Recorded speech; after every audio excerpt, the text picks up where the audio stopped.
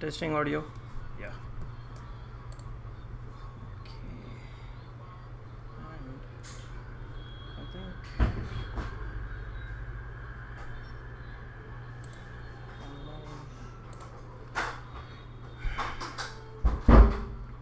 testing 1 2 3.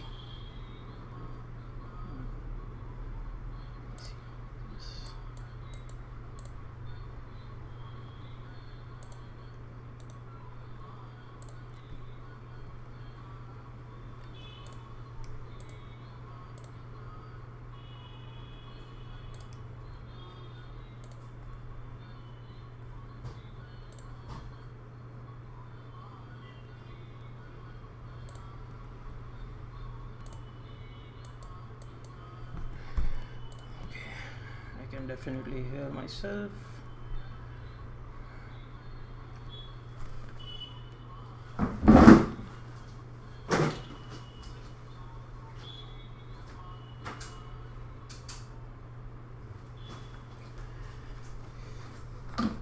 Okay, let's set up camera.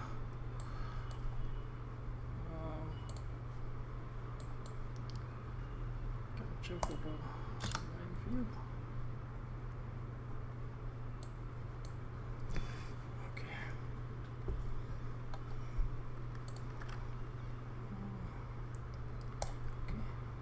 Let's go capture, window capture, add.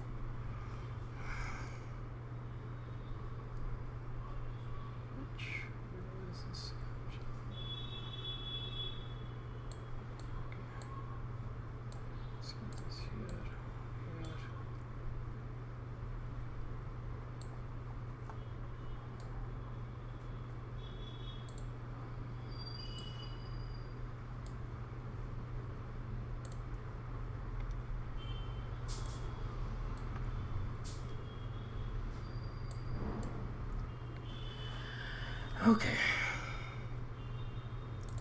Oh, I've got 4 guys. Hey guys. Testing users in chat.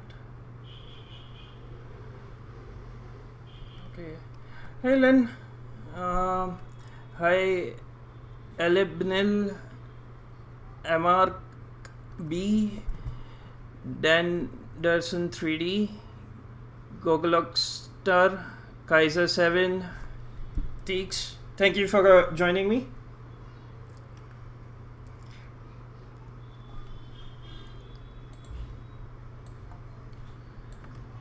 Hey guys.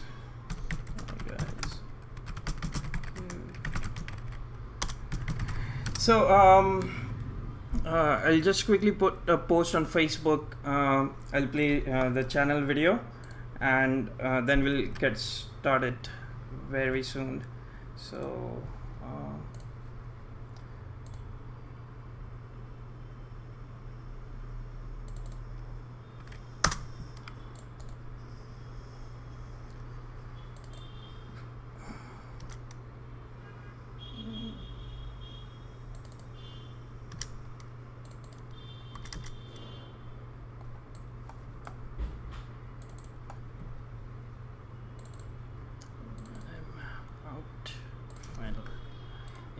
the one.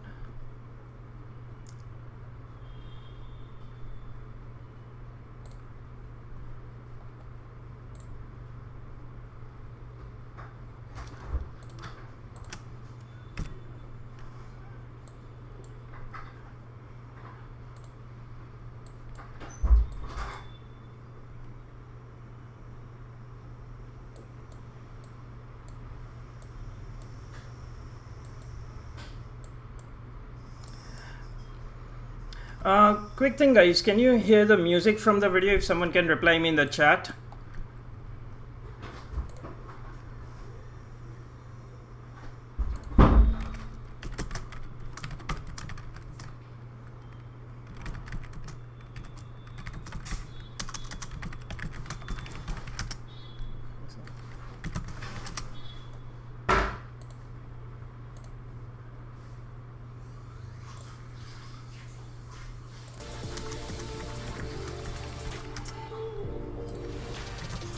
Okay, I think now.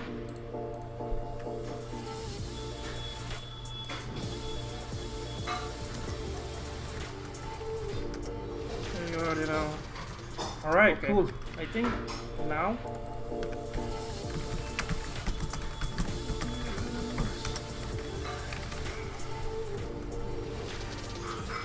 You know.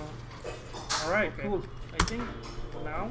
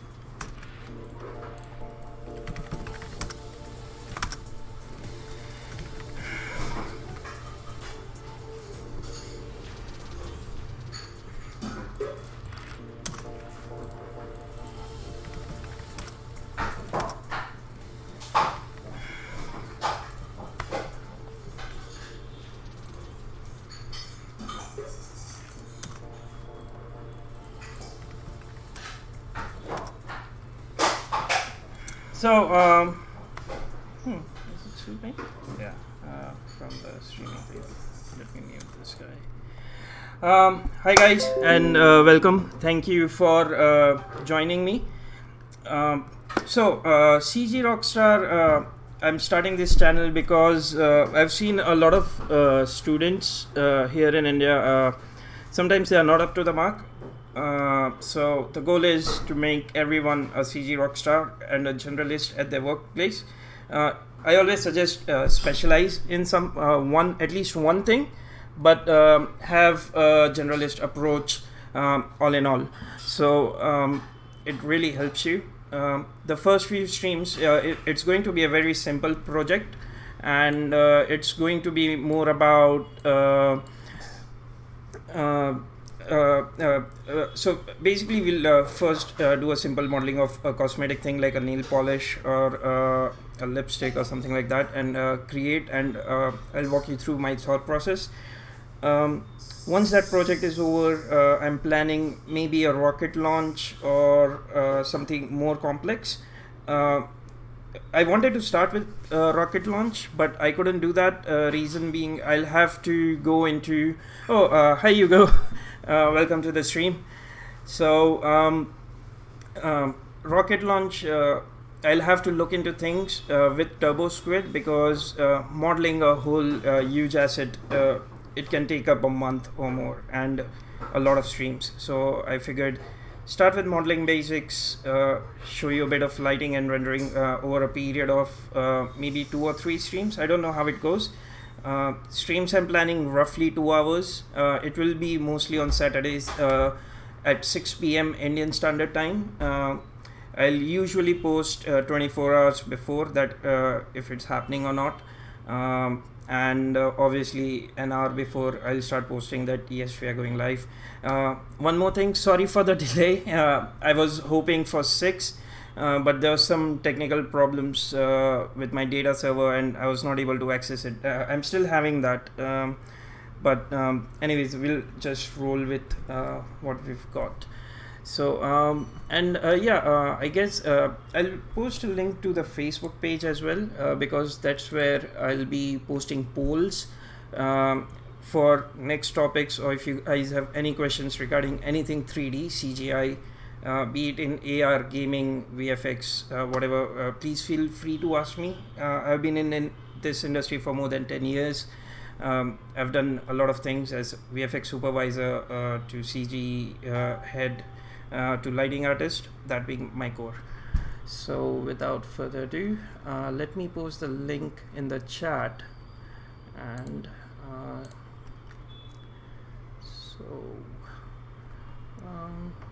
Okay, I guess this might work.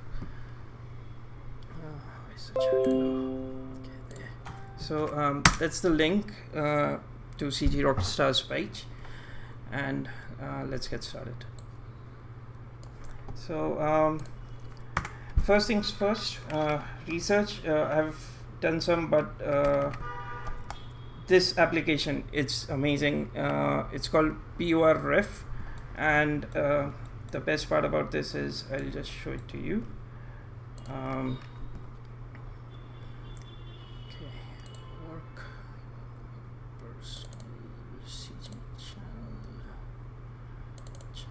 CG Rockstar as a graph.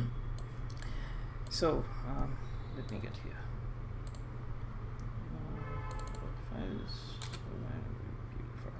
So this is episode 1, beauty product.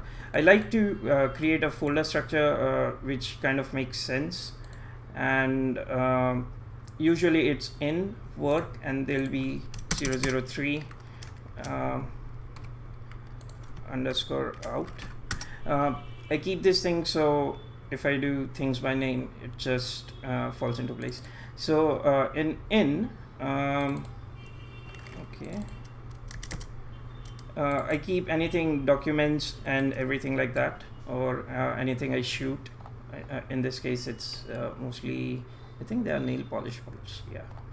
So that is there. In work, I go by Capture is where my capture will happen, but Max, Photoshop, Maya, and then I set up default projects. So actually, let's start with that first. So what you want to do is once you have this path, you want to copy it and just go File, Set Project Folder, and just paste this in. And if I take my same thing back, I've got this automated setup. So the benefit of this is if I change my drive location ever to anything else, then there's an, I hope I'm not butchering your name, but yeah, PureRef is really amazing. I'll just get that into that very quickly. So the benefit of this thing is, let's say I need to change my drive letter, which is E right now, to let me keep this open as well. So from drive letter E, or maybe I'm taking the whole project to somewhere else, I can easily do so. And hence it's really good. So all your texture assignments will carry through your file, and we'll see that in a bit. So this is some good housekeeping that I recommend everyone to do. Now, if you are working in a studio, they will have their own pipeline and folder structure and scripts,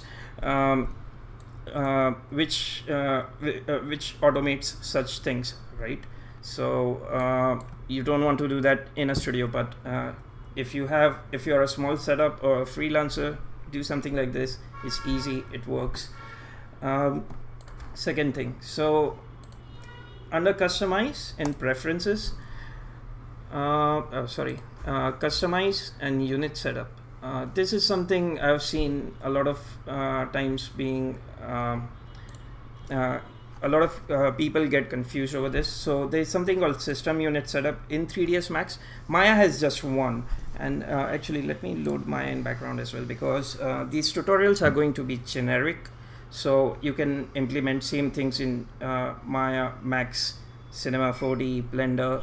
So that is most of my tutorials, I'll try and keep them so they are not software specific, but are more generic and more about the concepts of how to get the work done, right? So anyways, in 3ds Max, it is a good thing and a bad thing if you know what you're doing. System unit setup is what the software is calculating inside, like what are the actual units, and it's really helpful when for simulation, lighting and things like that. So you could be working in meters, centimeters, feet, inches. Usually your supervisors will or the project supervisors and project heads, they decide at the start of the show or the project, like what they are going to be it. Usually default is centimeters. It's good for small objects, but if you are going to make cities, you might want to consider meters and things like that. Also, second thing, from FX point of view, a lot of times going true to scale FX does create problems. If imagine if you have a huge city like 2012 where everything is getting destroyed. For that kind of things, sometimes it's easier to scale down everything to 1/5 the scale or 1/4 the scale as a group. Do your simulations so your simulation times are not so high, and then while rendering you scale up the whole thing up with the cache and everything. So anyways, for this particular thing we'll go with centimeters, and display unit scale is whatever you see here. So let me close this and create a box. So right now this is in centimeters. So let's say I'm modeling something for a client, and it has to be into XYZ units. So let's say the project is happening in centimeters, but the data that you find online is probably in inches. So my system unit is still is in centimeters, but I can change this to millimeters, meters, kilometers, or in this case decimal feet, inches. And as you can see, it's showing me in inches. This is just like it's like an added help if you don't let's say for example you're modeling a car or something, and this units they are showcasing on the web page are different, so you don't have to go and convert it. Just a tip, but don't mix them up.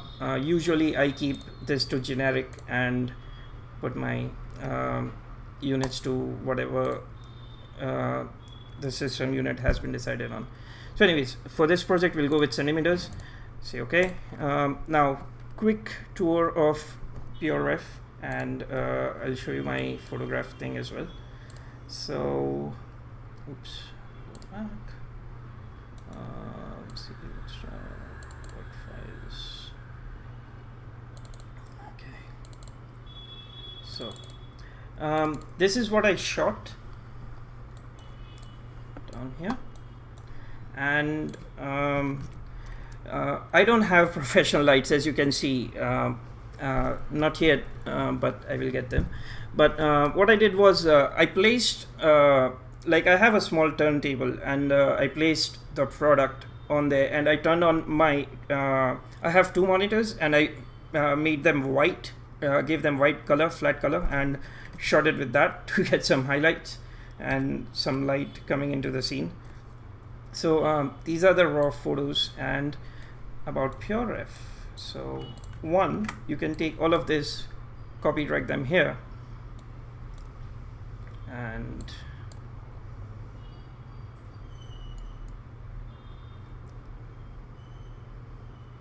so as you can see, middle mouse, you can move things around, but best thing is it's a free software.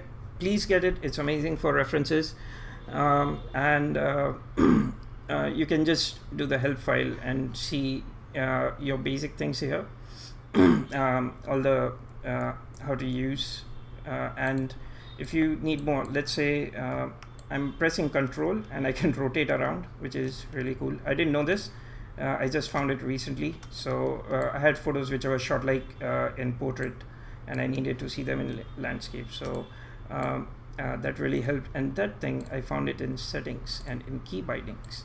So if you see here, there are a lot more things to this software than it meets CI in the help file. Control P, it aligns everything. If I have things up and down, I can select all of this and press Control up arrow, and if I let's say if I had this thing over here, I can select all of this and say Control left arrow and Control up arrow. So just some alignment hacks, or just press Control B, bring it up here, bring this, Control O will get your canvas. See this canvas? Okay, let's not waste too much time here, and then let's find some inspiration. So behance.net,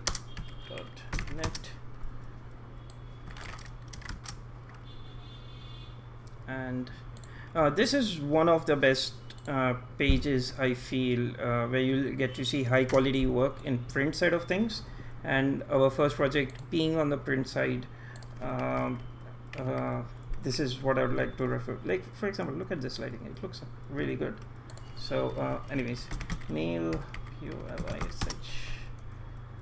Let's see if we can find some photography. And one more thing to keep in mind: it's always good while collecting references. I would suggest like get something based on actual photography rather than CG renders from someone else, because if they have made a mistake, you will never know that you're repeating their mistake, right?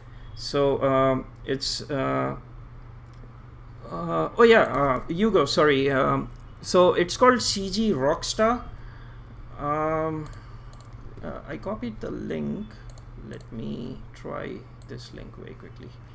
So your time, you have deleted suspicious. Oh, that's strange. Facebook thought there was some suspicious activity and it has decided to lock my account. Okay, I'll change my password. Sorry guys. Okay.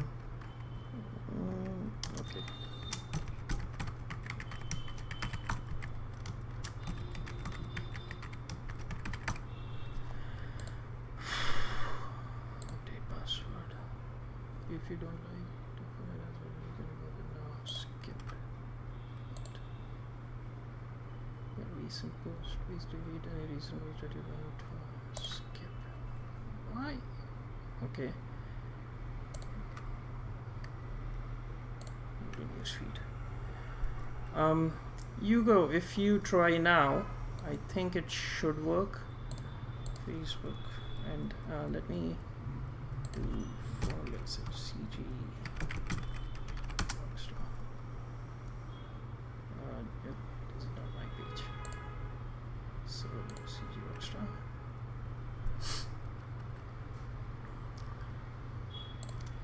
Control C, chat.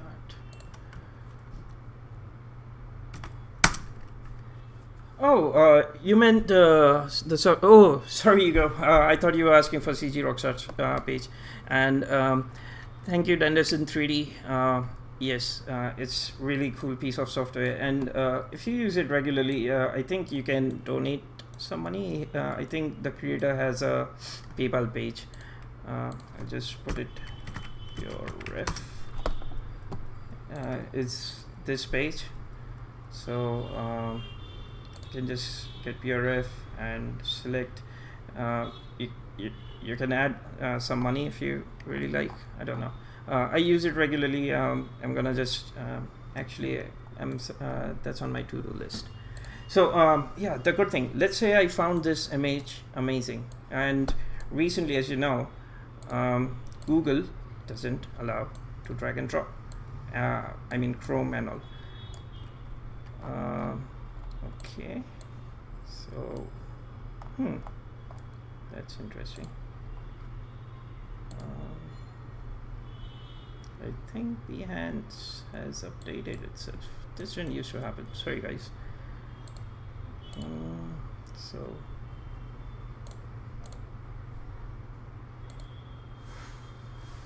can I drag and drop now?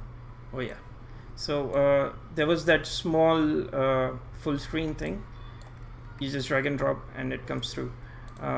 Just to prove my point, it happens on Google Images as well. So Neil Pulish photography. Let's see. Oh, that looks cool. This looks cool. This is okay. Interesting, actually. Tools, size, large. That helps. Yes. Oh, so we'll do something like this. This looks good, like a studio shot kind of a thing. Yeah. So if I just drag and drop it here, I've got this image, and PureRef keeps your full size image, right? So you can really zoom in, and you save it once and you're done. First time it takes a while to save it, but after that, whenever unless and until you add hundreds and hundreds of photos, I haven't seen slowdown so far. So yeah, yeah, you go. It's really cool software. So let me save this in my beauty product in references and Studio save. So yeah, first time it's gonna take a while because all the shots that I have taken, they are like high-res photos. So any dibs on any particular shape of bottles you guys like? You can just tell me the color and we'll make that. I pretty much like shape of this guy. Then I don't know. So I personally like this. Oh yeah, it's saving. Crap. So pink one is okay. This is that same red one, which is this. These two are same. This yellow one and this one. I like what's happening in this blue thing, the glittery kind of thing, which we can achieve by two ways. Car paint shaders, I think may work, or do it in Photoshop in the end using Coolpix plugin, which I think Google made it free. So I think I'll make this guy. Yeah. So while this is saving, let's find some good references of Studio Shot nail polish. This is interesting. Can look into this. Oh, this is good. Okay. Sorry guys, I guess we have to wait till this thing saves. So till that happens, let me get that nail polish. We scale it out, so we are modeling true to scale. Yeah, and I'll start up Photoshop as well by then.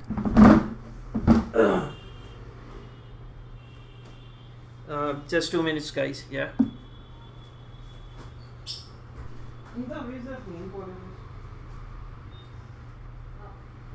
Where? This?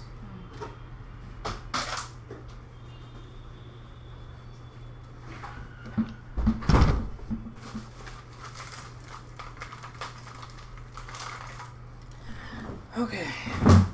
So, obviously, my wife's happy. I bought a lot of nail polishes for the project, as you can see. So, this is the original bottle I was talking about, and this is dark. Wish I could expose up. Let's see if there is an option. Window capture.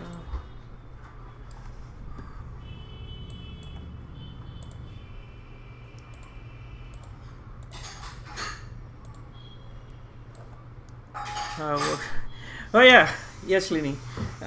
So my daughter, she's 4 years old and she's also quite interested. So there are quite a few colors and I bought a bunch of them because I wasn't sure, and there were some colors I was really happy with.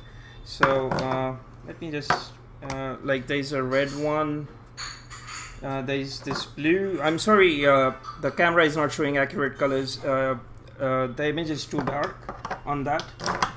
I need more lights.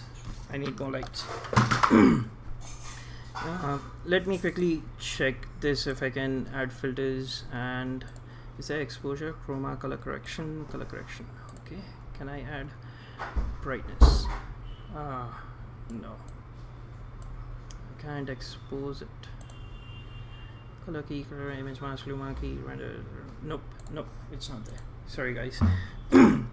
So this particular one, this guy, the red one, which is this, this is what it actually looks like down here.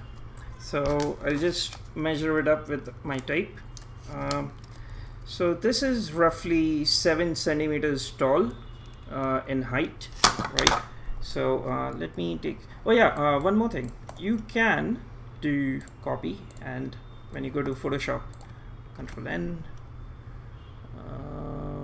bring this guy here, create, and paste it in. Voila. So I'm just gonna mark things up here very quickly. So brush tool, I'll take this guy on the side and make you red color.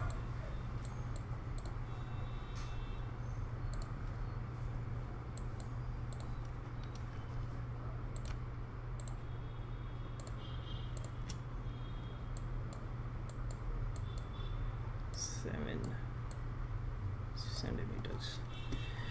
Okay, then the top bit is roughly 3 centimeters. So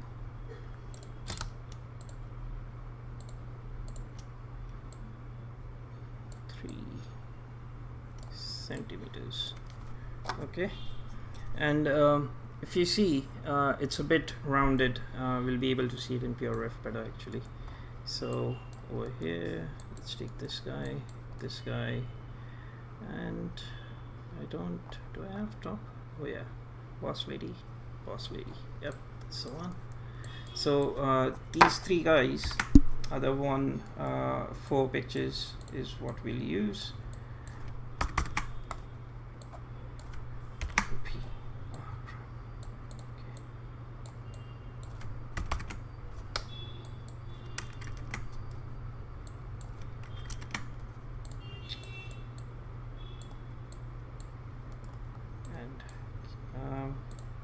Let's get my references over here. I don't need to use these guys, so move them out. Copy. This was copied twice, don't need that. And I need to find more shots like this. I'm actually digging what's happening here. So let's quickly find a few reference images so my mood board is ready and I know what I'm supposed to make. One thing for CG people, I highly recommend, if you don't have, get dual monitors. Trust me, it's a lifesaver, and it's really convenient to have that, because then you have your reference right in front of you all the time. Actually, I'm not a huge fan of this one. For me, creatively, this image doesn't have contrast. I like contrasty things like this. It feels more professional. I don't know why, but even like, see, red on red, but it's shot really nicely. While if you see this, this just looks. I mean, the concept was nice, but maybe they could have made the colors pop more. And this is a problem with white backgrounds, to be honest. Sajil, you could trick the auto exposure of your camera by putting up a dark background behind you, perhaps. Grethus, thank you. I'll definitely try that, but it's a live stream. I have a green screen as well. I had ordered lights, but they didn't come in time. As a matter of fact,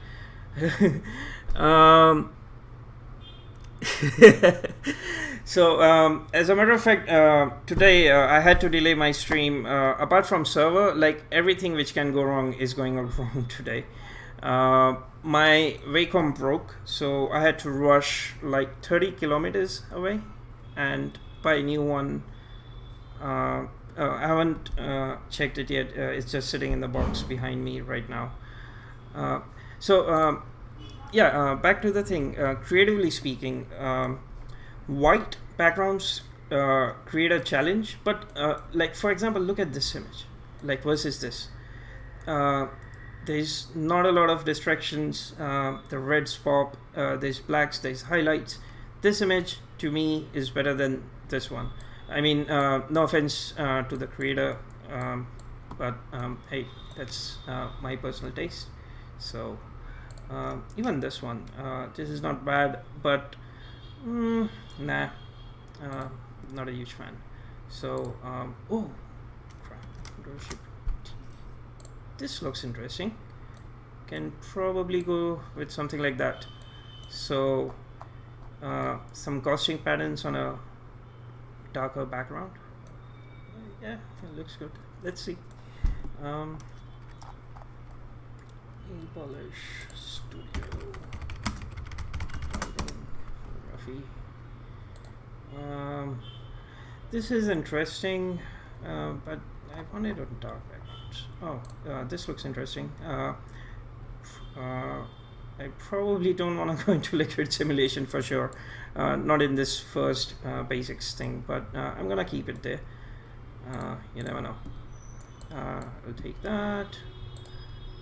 I've already taken that. I'll take this. Looks interesting. Nice camera angle, something different. So this one I'm like. Do they have? Oh, wow. Okay. Not bad. The liquid here could have been. This definitely looks like CG, right? This strands kind of a thing. I've never seen splash like that in real life. Anyways, we're almost done with references. Let me see if I can quickly see something here. Okay, it's the same one as that. This is good. Red and blue lighting. Can look into that. Show me something nice. Okay. Okay, high res. Nope, not high res.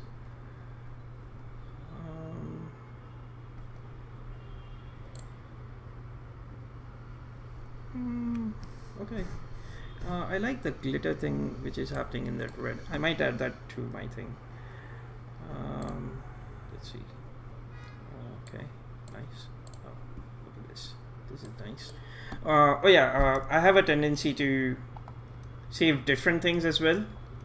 You never know what works out lighting wise. Like, see, this looks really beautiful. Can I see the full image? Drag it here, and as you can see, high res stuff straight away. So I think since we have to do modeling today, let's not get into lighting. I'll do that on second stream, or probably add few and walk through the images when that comes. I'll take this one guy. I like this kind of mode lighting, so.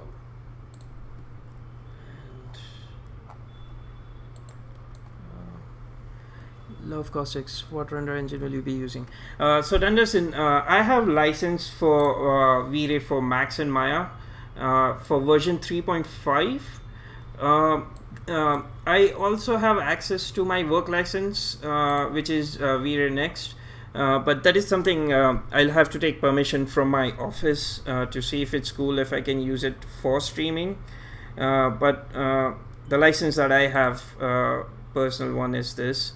Right, so that is what I'll be using. I don't see my bosses having an issue with streaming things. I mean, it helps the guys in my office as well, because they can always refer to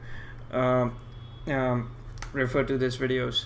And yeah, as you can see, I just saved this again, and because this time it was just these small images, it just saved really quickly.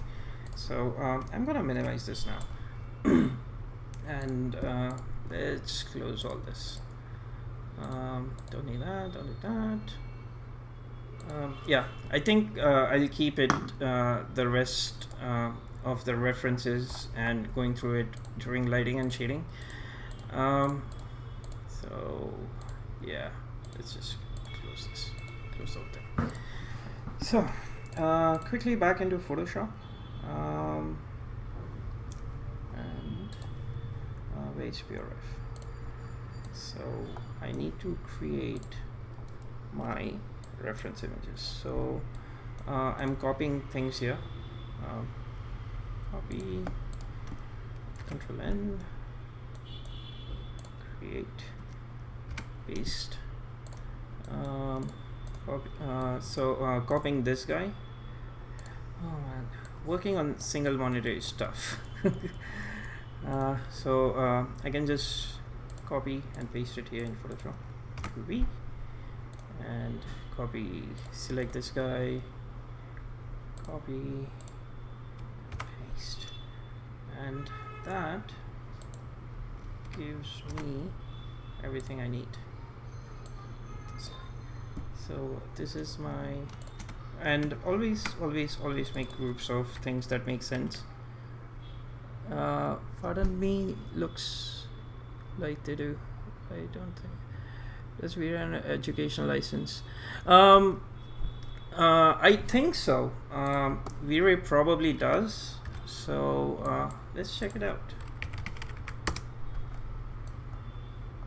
But see, the thing is, if you ask about lighting and rendering, honestly speaking, Arnold, Redshift, V-Ray, all of them more or less work in a similar way, right? All the modern render engines. So like PBR workflow, for example, that is becoming standardized almost throughout everywhere. So V-Ray Next has implemented it. Arnold has it. So if you talk about shaders, I'll try and keep it as quick as possible.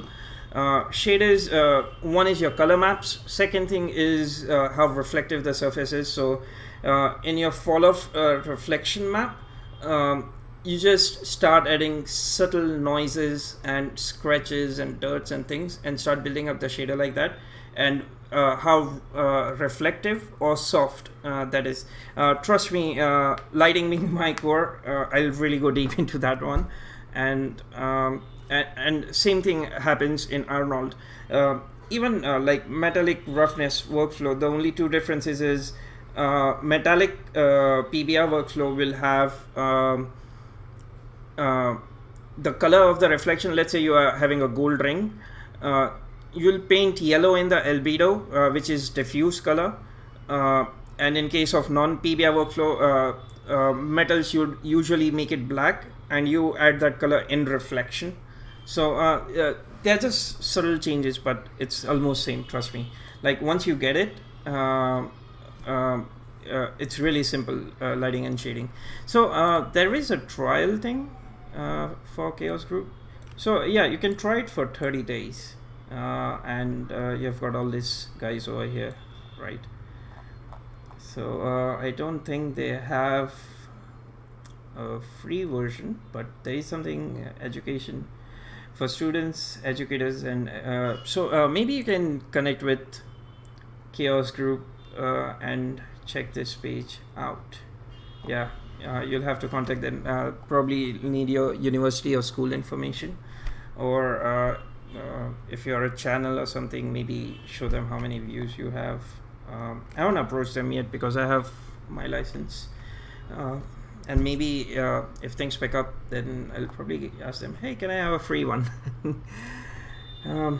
I mean, I got HDR Light Studio for free. But before I make tutorials for them, I have to take permission from them and show it to them for their approval. So my lighting initial one might not have HDRLS, but I'll do a follow-up thing. Like I cannot stream it right now.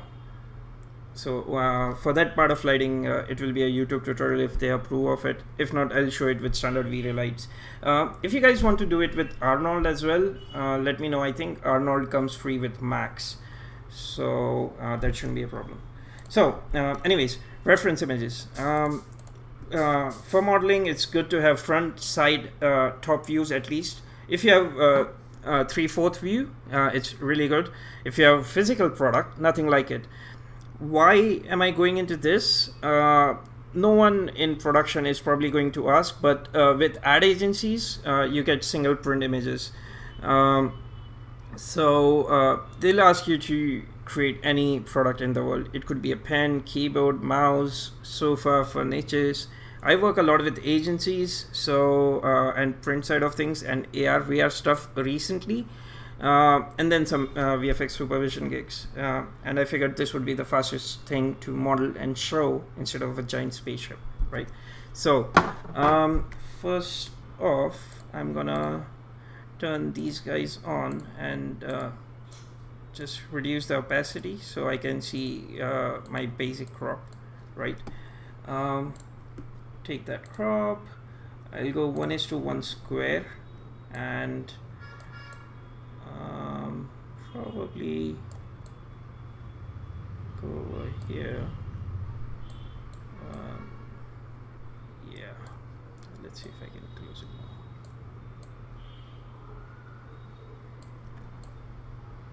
Okay. Somewhere around there should be fine. So I'll take the bottom one, and what I'm doing on this thing with semi-transparency is I want to line this up and straighten these guys up first. So take a horizon line from ruler and Ctrl T. Okay.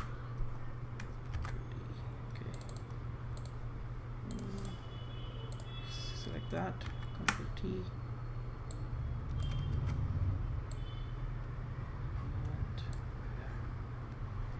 Straight around there. Yep, seems to be centered. So I'm pressing V on my keyboard, which goes to your move tool. For if someone doesn't know, I think most of you guys would know. Hi Sachil, do you ever use photogrammetry for reference of an object before modeling? My modeling skills are pretty limited, and just wondering if photogrammetry is a step I should add into workflow. So Gareth, yes, I use photogrammetry a lot whenever I can. As you would have seen, I have got reality capture down here. My arrow is pointing there. So it's amazing, but for something like hard surface and everything, for organic stuff, it's really good. It's really quick and easy. For flat surfaces and reflective surfaces, it's a whole art, and it's like a technical art in itself. So to be honest, Encel or something in NVIDIA, I was playing Ghost Recon Wildlands on my PC, and NVIDIA has called, I think it's called Encel. You can take your camera around the things and literally take snapshots, and I don't have that anymore. Sadly, I lost that bit, but I did photogrammetry from game. So anyways, for rocks and things like that, it's good. For things like this, you don't really want to do photogrammetry, or let's say a Wacom pen tablet or like a bottle or something. It's just easier and faster to model it because they are simple shapes. For humans, you'll probably need a pro rig. Second thing, metallic surfaces. Because photogrammetry, your reflections move. See how the bottle's reflection is moving? So depending on the camera angle, when you're taking like hundreds of photos, that reflection moves. The thing won't come. It will come all noisy. After scanning or photogrammetry, you have to do a cleanup pass in ZBrush, so you have to go and smooth everything out. So it's quite a process. If you're thinking it's easy way out, trust me, it's not. Metallic and transparent surfaces, again, it won't come in photogrammetry. There are ways and hacks around it. For example, from photography, you can use something called dimmer, which reduces the reflections, and you can wash it off. But imagine, let's say if Volkswagen or Skoda or BMW came to you and said, hey, make my car. They wouldn't allow a scratch on those cars, right? So sometimes it works. We have scanned 3D cars in different ways. Old school ways was just like VFX track markers. We had put a lot of track markers, but I'm testing something out, but it's not foolproof yet. So once I'm confident with that, I'll probably make a good tutorial on that. I'm not sure, no promises, but I hope it answers your question about photogrammetry. And trust me, like I said, modeling is easy. If you want free tutorials, if you're a student, Google for subdivision workflows in whatever software you're using, right? And it will walk you through it. I know what I'm making right now. It's pretty simple because I want to ideally finish it ASAP and get into lighting and rendering side of things, which I specialize in, or even FX. In this case, it won't be FX. It will be the next one. So. Wow, time flies, man. It's 20, so 18, 19, 27, 18. Oh, 18, 19 is 7, 20 is 8, 8, 14. Oh, wow. I guess we have been streaming for an hour now. Yeah. So guys, let's take like a quick 10-minute break, stretch out a little. I'll have some water, and next 1 hour I'll try, and I don't think I can model the whole thing out because you can't see it in this, or I think even in the picture, but there's this fine detail which I want to try and make, and that is going to be, it has to be ZBrush. I mean, like this detail, and trust me, all these small imperfections, like it looks like noise, that is what is going to make CG look real. I got to head off to sleep. Have a good stream. Okay, Mark B, good night, man. Thank you for joining us, and yeah, we'll see you around, man. So let's take a 10-minute break, stretch a little, and then quickly model the base shape out. And I think that would be 2 hours from today. So we have been live for 53 minutes. I'm sorry, the streaming thing is quite new to me as well. So, and from these recordings, I'll be making the tutorial recordings. So I'll edit this out and put it out on YouTube. So, do I have this here? Okay, let me just put be right back. Control N, create 10 minutes break.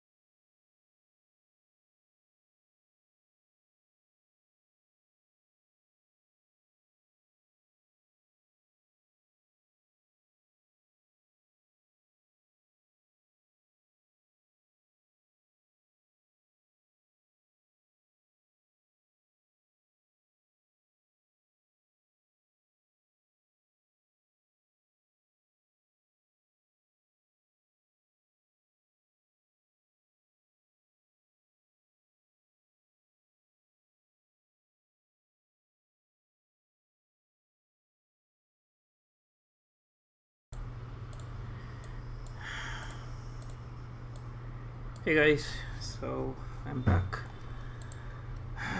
I don't think it was exactly 10 minutes, maybe a 5 minutes break. So, right, let's quickly do this. So if you press, by the way, tab in Photoshop, you can sort of go full screen, and you can select modes here as well for full screen, like if you want full screen, and tab. Yeah.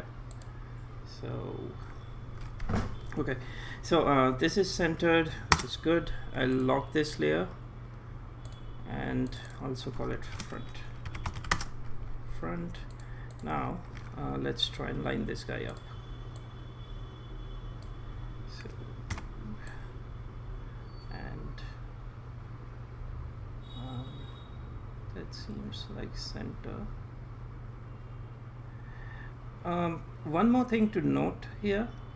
I shot this with a tripod, and obviously I didn't change. I don't think I changed.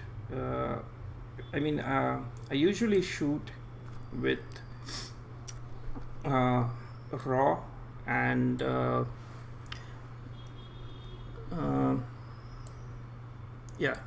I usually shoot with RAW and with manual focus. I don't remember if I shot this with auto or manual, but because the thing is that so this is if you use arrow keys on your keyboard, you can have this small steps to go left, right, up and down, and I think that should do it. Yeah. So I'll make this opacity full, lock this layer out as well, and then finally this guy. So reduce the opacity.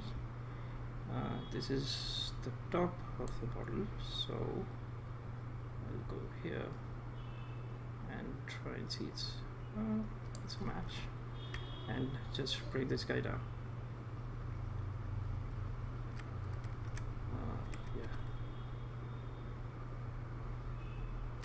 And if you press shift, you can just move it down in a straight line, right? So I think around there should do it, and this fully visible. I'll lock this layer as well, check this guy out, unlock this, and just bring roughly to the center of the image, and lock that. Now one more thing, guys. My old Wacom broke, so I just bought a new Wacom medium-sized paper today. This is Intuos Pro, and I mean, depending if you're a student, you don't need to get Pro Edition. You can do it with a Bamboo as well. End of the day, you just need pressure sensitivity, but this is just convenient. I'll just give me 1 second, guys. I'll just grab a knife to open this.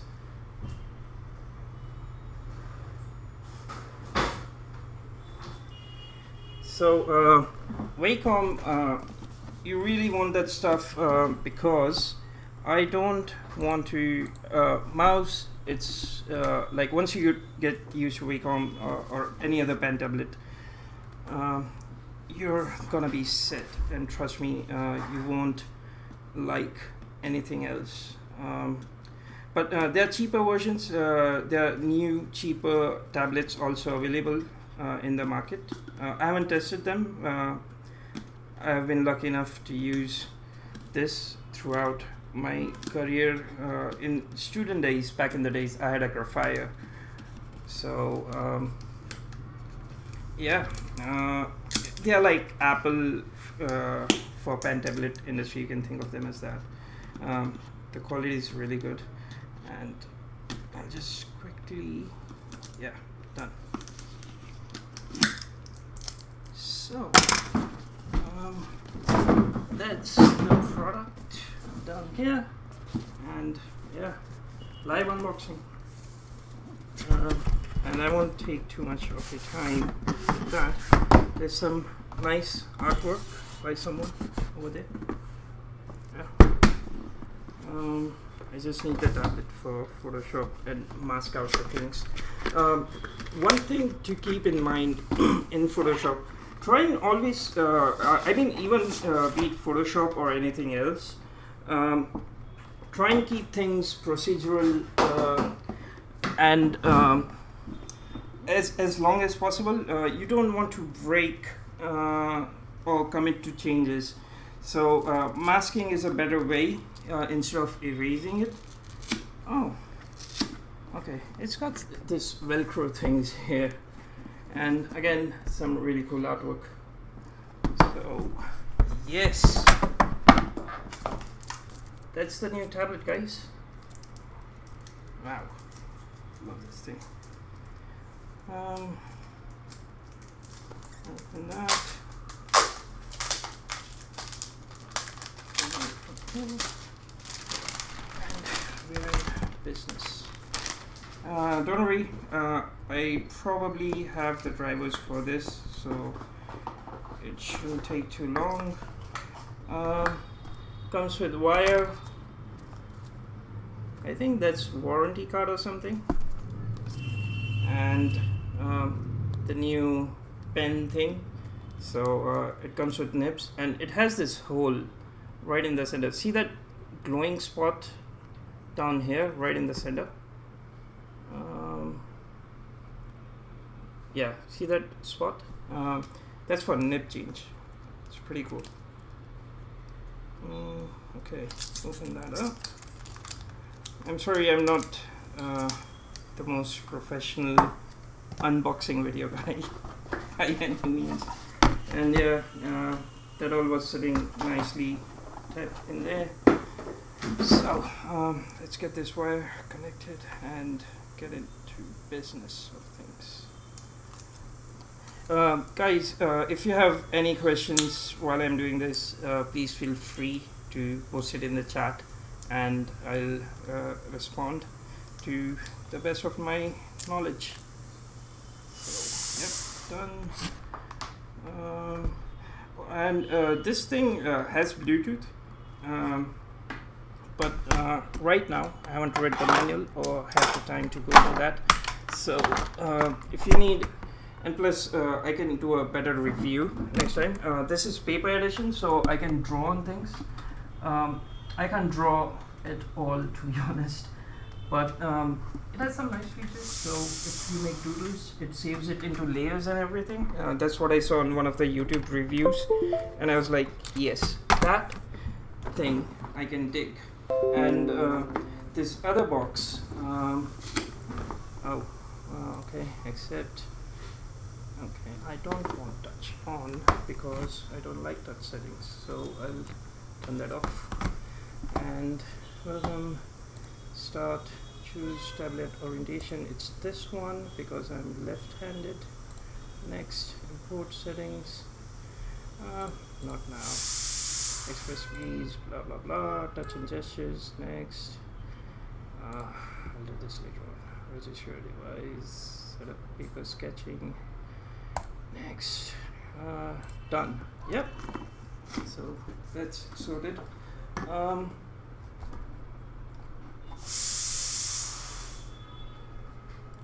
Has my camera stopped? Yeah, I think so. What happened there?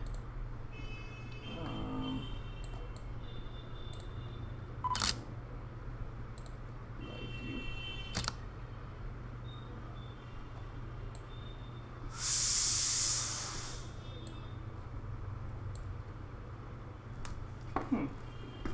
It seems my, oh yeah, I think we're back in business, and I need to change my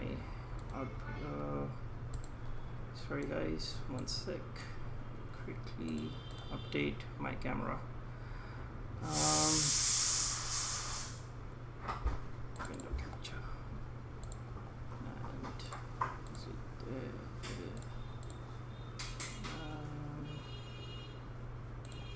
Wait. Yeah. Okay. Yep. So yeah, you get a pouch That's the actual pen I can draw with on paper. Like I said, I can't draw, but I hope to learn. That's a clip which you add. I don't know how to use this yet. I'm going to have to read the manuals for that one. So, anyways, let's start. Okay, I need to get this way upside down. And this way around. Alright. Oh, oops. Sorry, guys. How is this? There we go. Yeah. So, take this on the side, take this here, brush. Okay. Why is this not going up?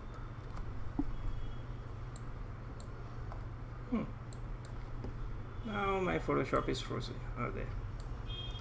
And I don't need this right now, and I can bring this guys up.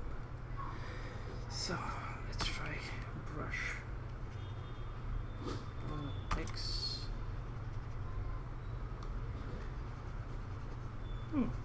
Why is it not reading?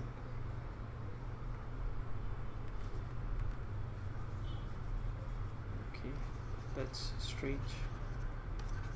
I have mouse, but it's not ready to take the tablet.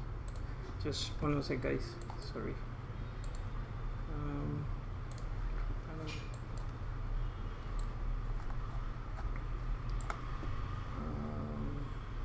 Large items and wake up tablet properties.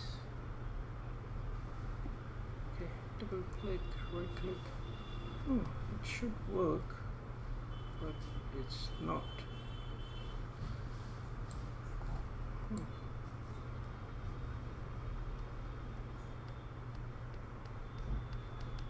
I think maybe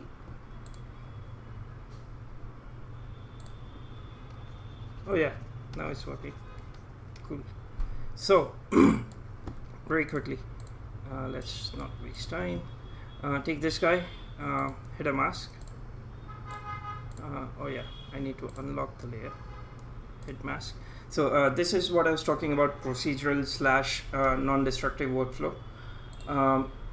Try not to see the advantage of it. Let me show you if you didn't do this. Okay, my system is lagging. I don't know why. So let's say, and let me make a copy, so just in case. Yeah. So let's say I erased this. So go to eraser. Take this.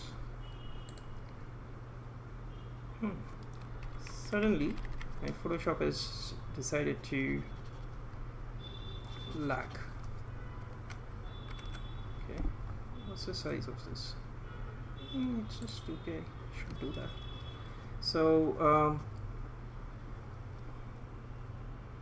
let's say I accidentally did this. Now after 10 strokes, let's say I have used up all the history here. It's gone forever if I cannot undo that, right?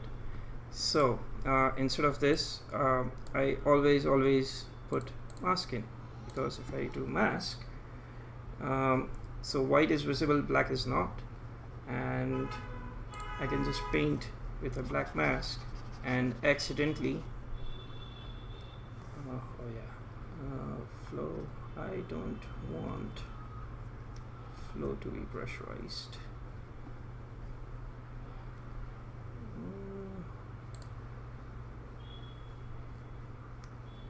Okay.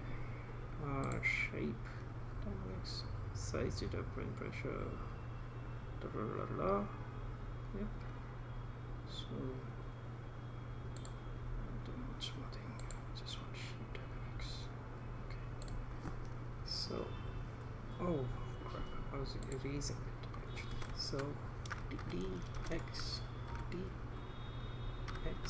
So pressing D, if you have any colors here, right, it will make it into a black and white, and pressing X, switch is between your foreground and background color. So DNX, really cool shortcuts. And if I select this guy, press X and press Alt backspace, it will fill the whole thing with white, whatever the foreground color is. So let's go to black color, hit brush, B for brush, and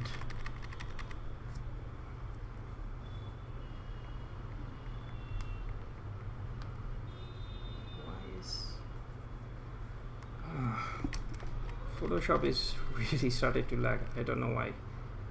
Wow. Okay. Crazy stuff. Also, the paper is great. Oh, yeah, man. You go. Maybe I can ask you if I get stuck, but I think it should be pretty much self. I think it should be pretty simple. The setup for the paper thing. But yeah, if I get stuck, probably I'll drop you a message. And now my camera freezes. Great. Guys, what I'm gonna do is, I think there's too much system load thing happening, and just close it out. I would like to show it again. Use view docs menu on the menu bar. Okay. So I think, why did this thing freeze?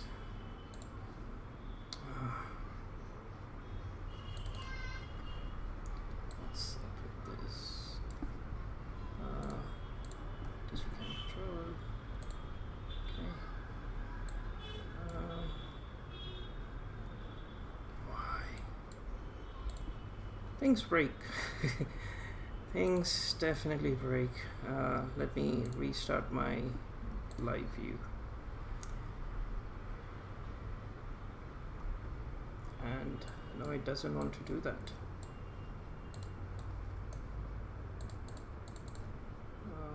Okay. I'm sorry guys, I think the software crashed. So control.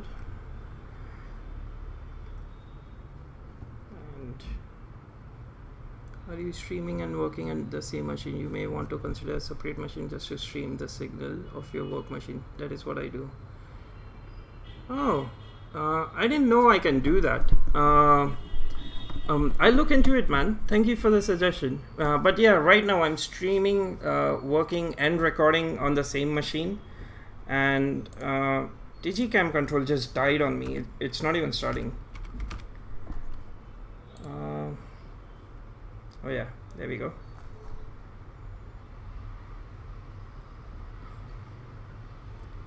So that means I need, oh yeah, the camera is off, sorry. I need to probably boot up one of my spare systems that I have.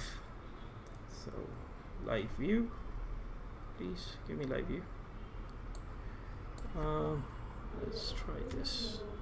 Camera off, camera on. God.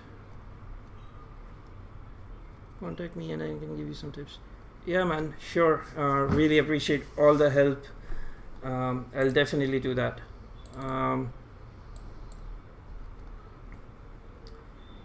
Yeah, for some reason it doesn't, this thing doesn't want to start. Maybe it doesn't like Wacom or something, I don't know. Anyways, not that I have a very beautiful face or something. So let's continue without that. I'll try and figure it out later on. Yeah, let's just leave that. Let's continue with the actual work side of things. So where was I? On the alpha channel, you can, I just quickly always roughly paint out things that I don't need. And another thing a lot of times I do is I have green or blue chroma kind of color just to see where things are happening, and I have a habit of changing things to extreme colors so I can really see, okay, in this case green is a bit distracting, maybe lighter blue, or yeah, something like that. Okay, so that should show me the things. Control and plus, you can zoom in, spacebar for moving things around. And okay, let me quickly, oops, wrong layer.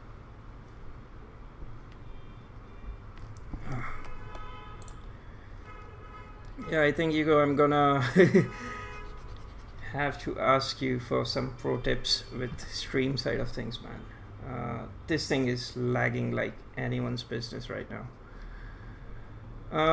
So this is one way, right? This is okay if you're just doing something for modeling references.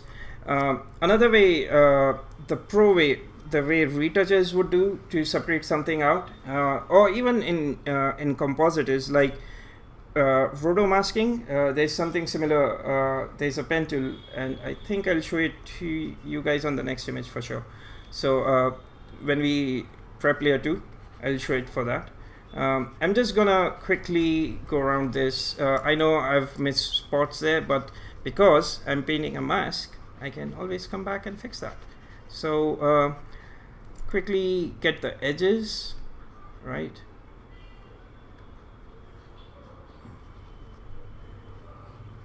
And yeah, and I'll fix those edges, but I'm doing this so I can go with big sharp brush and just quickly erase things around it without worrying too much. And trust me, if you are a tablet user, once you have that hand-eye coordination thing happening, things become really fast. So now I'm just gonna take my brush. Oh, come on. Why? Okay, hard brush. Okay, that should be fine. And oops, what was it? Am I on the right thing? Yeah. And yeah, it doesn't want to do.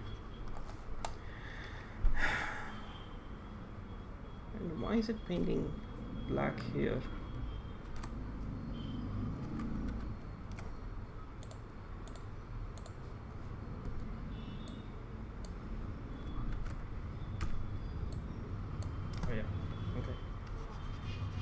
Some weird stuff is happening. I should be painting black, but I have my foreground color as white. I don't know. I think probably talk with Adobe. And as a matter of fact, I don't even need to do this. I can just go lasso tool and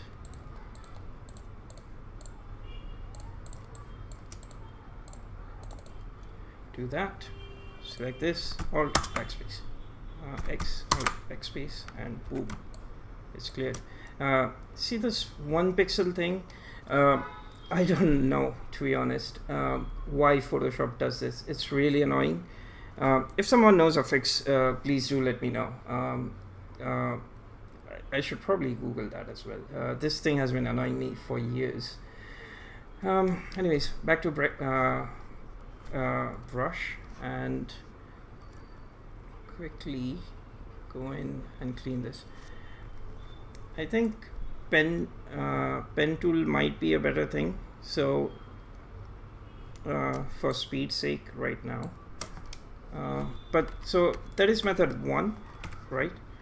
And yeah, see, it's not giving me real-time feedback. Yeah, I can't do this. Sorry guys, it's lagging too much. I'll make sure for other streams this doesn't happen. But let's say, let me make a copy of this, right?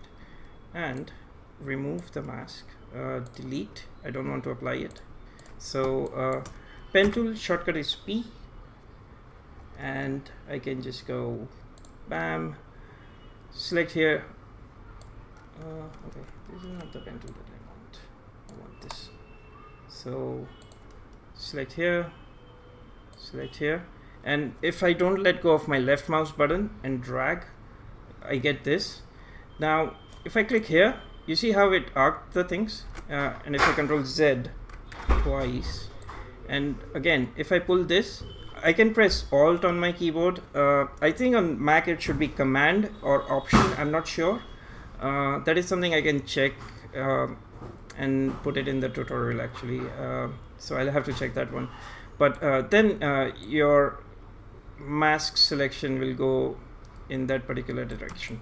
So I can come here, then just do this and come here, Alt, go into the direction. And the idea, I mean, if you have time to paint away the mask, stream Gremlins. Okay, I don't know that term. I'm probably gonna Google it. So anyways, at work you want to be as fast as possible. Trust me, the way the industry is moving, automation, outsourcing, new students coming, there's so much competition. So the more faster and the more efficient you are at work, your bosses are gonna love you for that. And trust me on that one.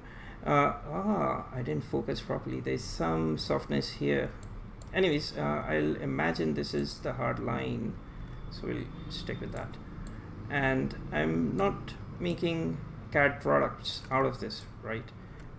Not supposed to 3D print this or have a physical model or mass produce it. So that is another thing to remember, you know. You're not mass producing stuff. So it's CG. And as far as the proportions look right, this is a very bad advice, but hey, it's the honest truth. You cannot tell by looking a CG object exactly how many meters it is, unless you have like a scale reference or human set standing next to it or a building or something. So sometimes it's okay.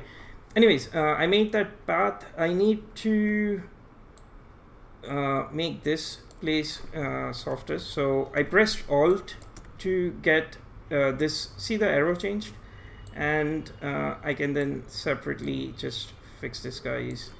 And if you press Alt and scroll up again, you can zoom in. I should probably have had that point. Oh, I think I have 2 points here. Let's see. So yeah, yes, I accidentally created that, but it's gonna help me to get that round corner. So, and I probably don't need this point, so I can go into my pen tool, use the minus thing, and boom. And let's quickly check. Do that. Just fixing little things kind of helps. Okay, so now I can go into my paths, control click the path. I've got my selection, select this guy, hit mask, and boom. Yeah. I'm sorry, this is for the junior guys. I know there are a lot of experienced guys on the chat, like quite a few that I know of. So sorry guys, this is not for you, but this is for absolute beginners. I'm making it with that in mind for the first one. So please bear with me. Okay, second, let's quickly get this. So okay, again, this is for the junior guys. See this part, this is because my camera was a little bit up, it was not exactly leveled. Let me get my epic pen. Where is it? Where did it go? Here. So this is another great piece of software if you are doing annotations and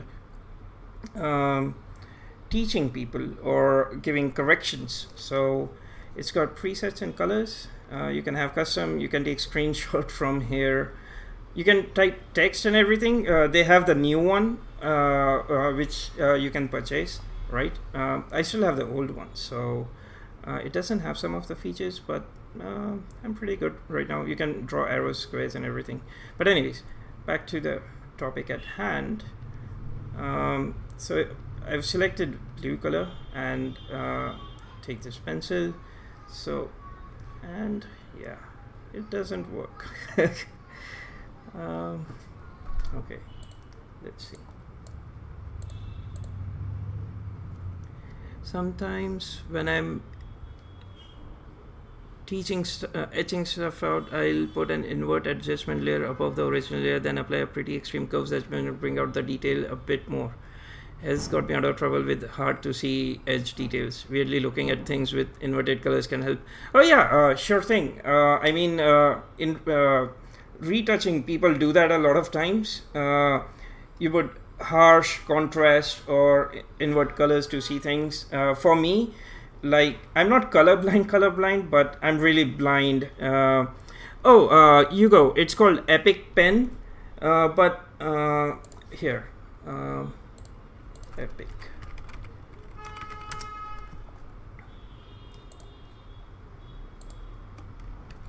So there you go, Hugo.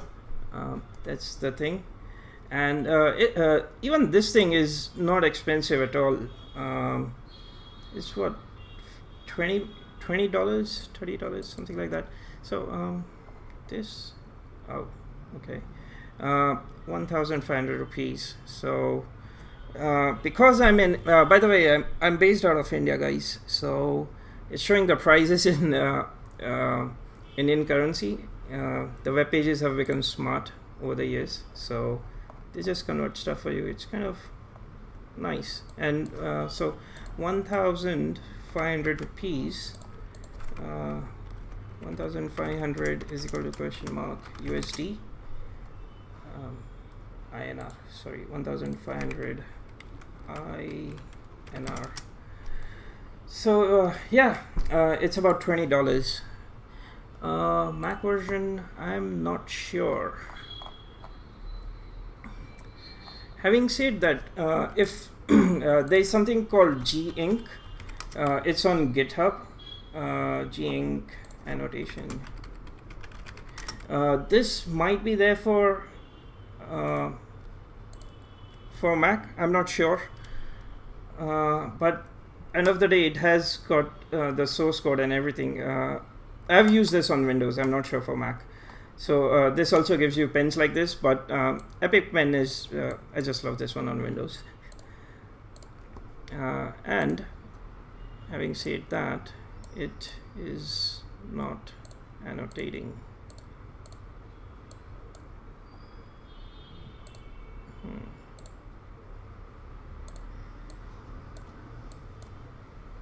Why is it not doing it? I think maybe I need to update. Yeah, it's not ready to do.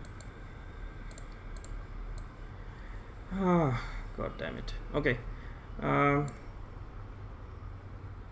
try once more. Let me try on normal screen. Oh yeah. So it wasn't allowing me to do this on Photoshop. That's strange. Turn that on. Oh yeah, now it's doing. Yeah, hey, why not? Let's Harris Sajil today. So pen and yeah, see, ooh, I can draw now. So for the junior guys out there, if there are any, you don't want to include this parallax thing in your orthographic or modeling views. You want just this part, which is sharp and actual bottom of the bottle. This here is perspective, and this area is useless for modeling. Yeah. So going back to my pen tool, I'll quickly actually I should start my point around here. And yeah, let me do one more thing. Gretius was saying inverting the colors, right?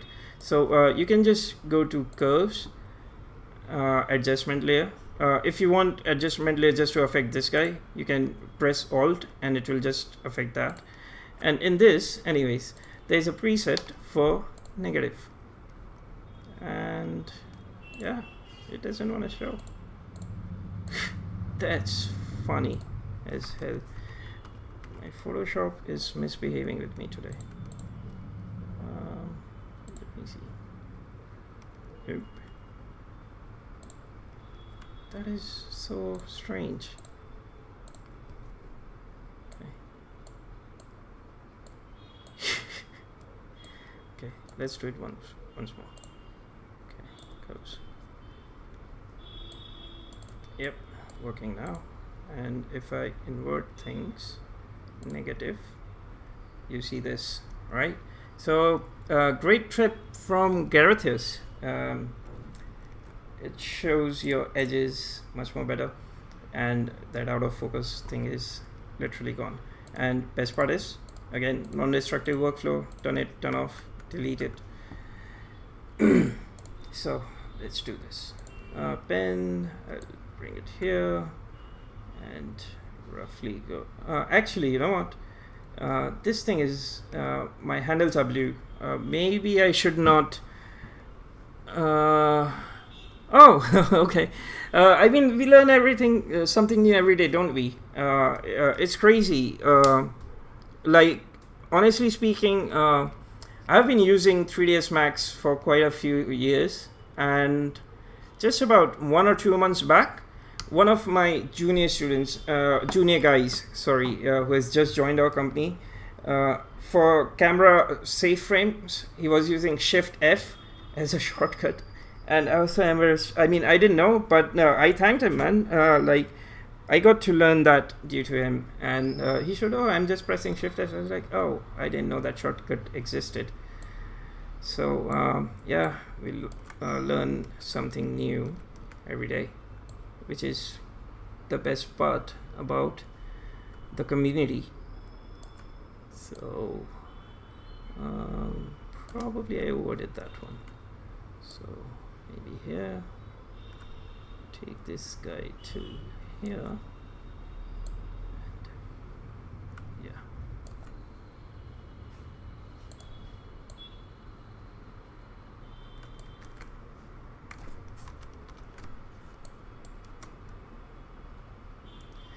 And yeah, you can always zoom into things. It kind of helps.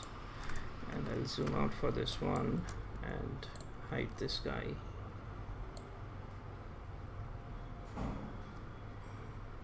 The thing about softwares is they evolve so much, so quickly.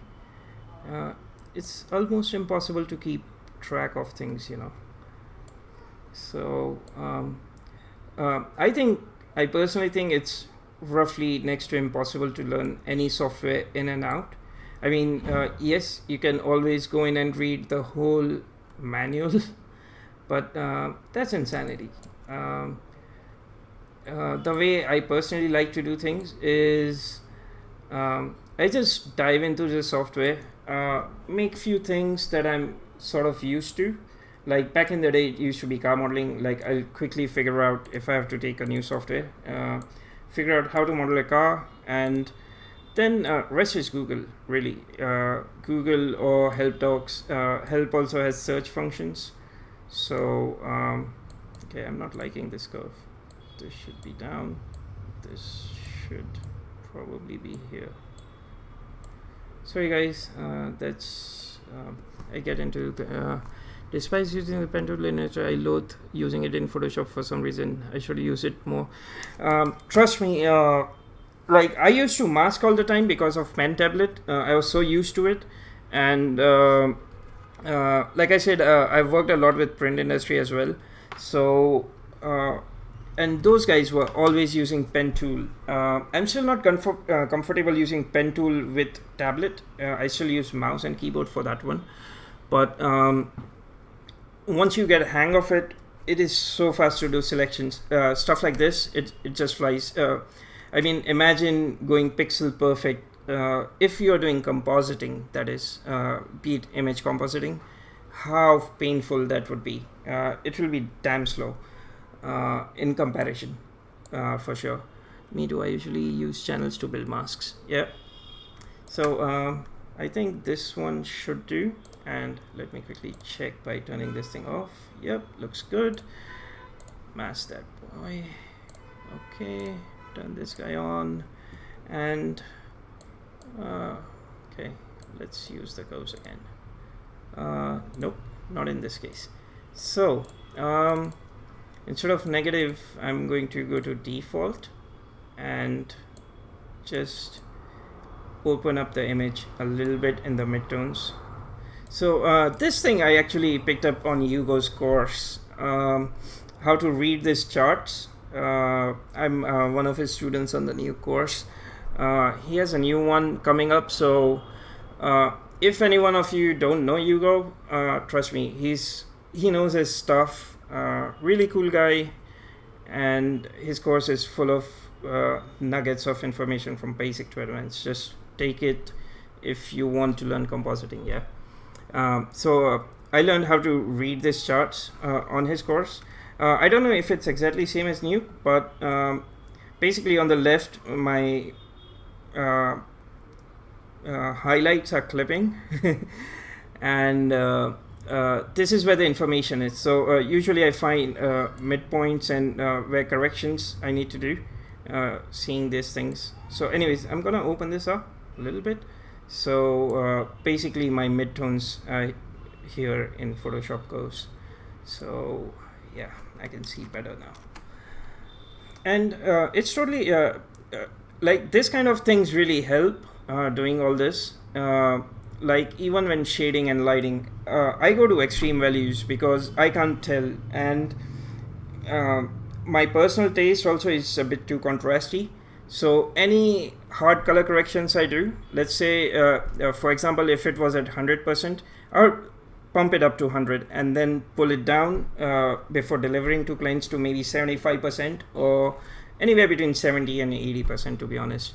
And that usually is the right space because I don't know, that's how I work and I understand things. Everyone has a different way. This particular one works for me. So okay, let's get here, follow this curve, click here, click this, click here, click this, do that, I want to go in this direction, okay, and that direction. And Control Z because I didn't get the right point. I think I need to be more here. Maybe not. Let's zoom in. So I guess today's class was more like Photoshop and Introduction 101. There's no 3ds Max or any 3D modeling. By the way, what I'm saying, what I'll teach for Max will mostly hold true for Maya as well. So yeah, it will be a generic, I'll keep it as generic as humanly possible, and if there are certain counterparts, because I've used both Max and Maya professionally, so mostly I know. Having said that, recently Max and Maya had huge changes, and maybe there are better methods to do things, but and I might be a bit too old school, but what works works, and it works throughout. For print adverts, yes, Max I feel is better because there are certain things which you can do quicker. So if it's product things and things like that, yes, Max hands down. Having said that, I think Maya 2018 onwards, they have made amazing UV editor in Maya. Max UV Unwrap is really not, it's really crap, to be honest. UVs I like to do it in Maya. Modeling I like to do it in Max. Lighting, rendering, shading, it depends. If it's not for film or motion or anything like that, if it's for print advert, then Max is the way to go. If I need more control, then I go to Maya because then I have render layers, and that system is called something else now in Maya. It got updated. The old school was render layers, which was really cool. For Max, you have to buy plugins for that same stuff to be able to do same stuff. So I jump between softwares a lot, depending on what I'm doing. Character rigging, animation, hands down Maya. I don't even look into Max for that. I hope that answers your question, Hugo. But I'll be pointing out those differences, and I don't want to start a war with people. I used to have this war when I was new to the industry. So I used to be a Maya guy back then. My first job, they used XSI. So we used to have that fight that, oh, Maya rocks, XSI is not good, and then they'll counter it. Same thing happened with Max and Maya when I was in another studio. But over a period of time, I just used the best tools in the best softwares which are there. And whatever makes my workflow faster, to be honest. So, okay. So this thing is ready. I always save my master file, and I'm sorry guys, save every 15 to 20 minutes if your file size is not too big. Once you cross maybe 3 to 5 gigabytes in anything, Photoshop or Max or Maya or Houdini, whatever, and if your save time is, and if you're not working off an SSD or M.2 drives, try and save it at least every hour. Imagine working for 2 hours and the file crashes. It's painful to do that work again. But if you keep saving at some regular intervals, you know, just one sec, guys. That was my CG Rockstar, what files, beauty product, work, Photoshop.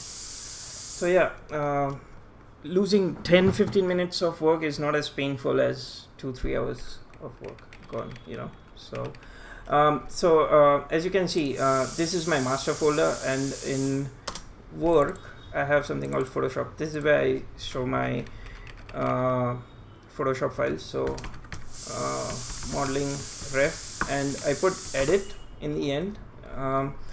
If you're using something really high res, like maybe 4K or 8K and above, use PSB. It's a larger file format for Photoshop. It has more capacity than PSD files. Having said that, as soon as you go into PSB file formats, your file sizes will bloat. They'll become extremely big. So also keep that in mind. In this case, it's just 2K, so modeling reference, edit, save. And not that I've done a lot of things in there. So okay, maximize compatibility. And so what is my color in Max? Great. So in Photoshop, I'll make this something really light blue colorish, I guess. All backspace, too bright.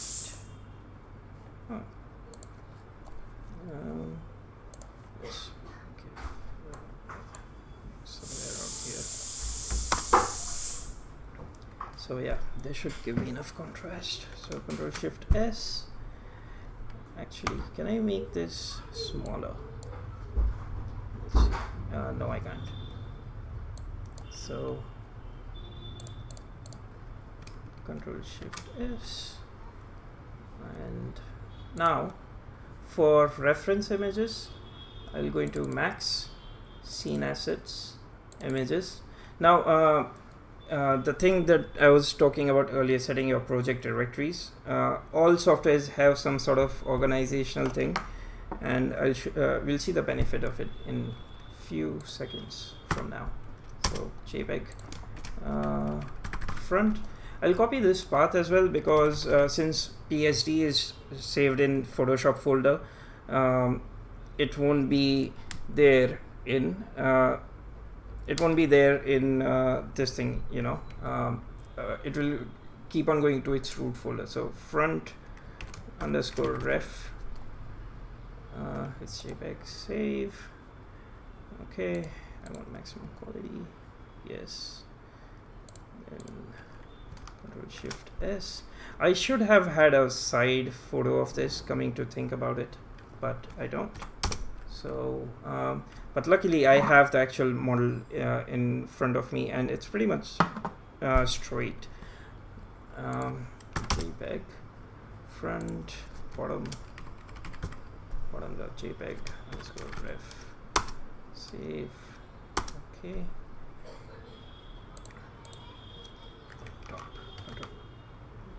Control D. What I'm pressing is Control Shift S, so it's for save as you can see here. Yeah. And JPEG. This will be top. Let's go ref. Okay. Let's quickly check PureRef if by any chance I have the side view.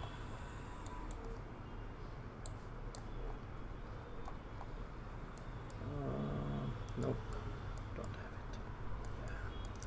So yeah, I should have had a photo. I'll probably shoot a photograph tonight after the live stream for the next session, because we are reaching to 1 hour 49 minutes. So let's quickly import this and save this guy as well. So in Max, unlike Maya, you have to press Alt B. So you can go top view, left view, front view.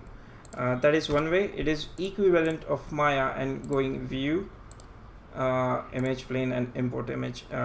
But in Maya, it connects it to the camera, so you can create custom cameras and all. In Max, it's stuck to the actual viewport that you select. So for example, if I do Alt P here and use files, file, and okay, where is it? Yeah, okay. So yeah, see the benefit of this, because it was in the project structure, it automatically by default went to images, which kind of helps. Say open, apply to active view, or press OK. See, now this thing is stuck to this view. Now this, if I press change my thing to, let's say, top view, it's connected to the viewport. This is the difference between Max and Maya. Yeah. While in Maya it will get stuck to the camera and not the viewport, which I kind of like better than Max. Having said that, I'm using Max 2018. I know there is 19, and I think 2020 has also released. I've been upgrading in even numbers, but I don't jump to the latest release till all the plugins that I use and the scripts and everything, until those are available. And second thing, I hear from my friends from other studios if they have used it in production, just to be safe of any bugs or anything that might be there. So that is the trend I've usually followed through my career. Yes, I would install it and see what's new a lot of times and see, hey, what are the new features? But for work, I usually stick to 1 or 2 versions behind. So yeah, let's remove this from this view. So Alt B brings this, yeah, viewport configuration. You can, I think, open from here as well, configure viewports, and it will give you the same thing. You just need to go to background and use custom interface colors. This will be my perspective view. Oh yeah, one more thing, interesting thing. Okay, viewport navigation is Alt, middle mouse will rotate. Control and middle mouse is panning around, and if you press Control Alt, you can zoom in, zoom out. But this is just for perspective view. It doesn't work exactly the same for cameras. So let's say if you had a camera in there, and oh yeah, I'm on 2008. Oh, okay. So the standard camera in 3ds Max 2018, the physical camera, that's actually V-Ray camera. They bought this from Chaos Group and implemented it. So yeah, it's the same as that. But if you have V-Ray Next and 2018, they have got the V-Ray camera back here, because a lot of users asked for it, saying like, can we please have that? And if you have some other file before this Max 2018, and if it had a V-Ray camera in there, it will come in. So it looks different than this guy. This looks like a camcorder icon. Let me turn off grid. So see, it looks kind of like a camcorder. I wish I could zoom in, but can I increase the icon size somewhere? Let's see. There should be an option.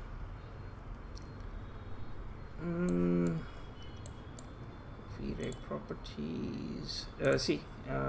Miscellaneous. Clipping planes, lens distortion, perspective, bokeh, exposure, target distance, Shogun. No, I don't think there is an option to make this bigger. But anyways, this one looks like a camcorder. The other thing looks like a small square, like a GoPro with a triangle, kind of a cone in front. That's an actual V-Ray camera icon. So let's see if I can get V-Ray next. Then I'll show that to you.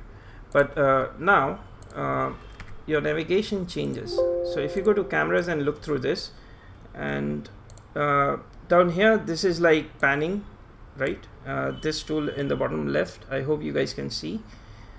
Dolly is your zoom in, zoom out. Yeah. And you don't want to change field of view ideally from here. I've never done this. But see, if I change this,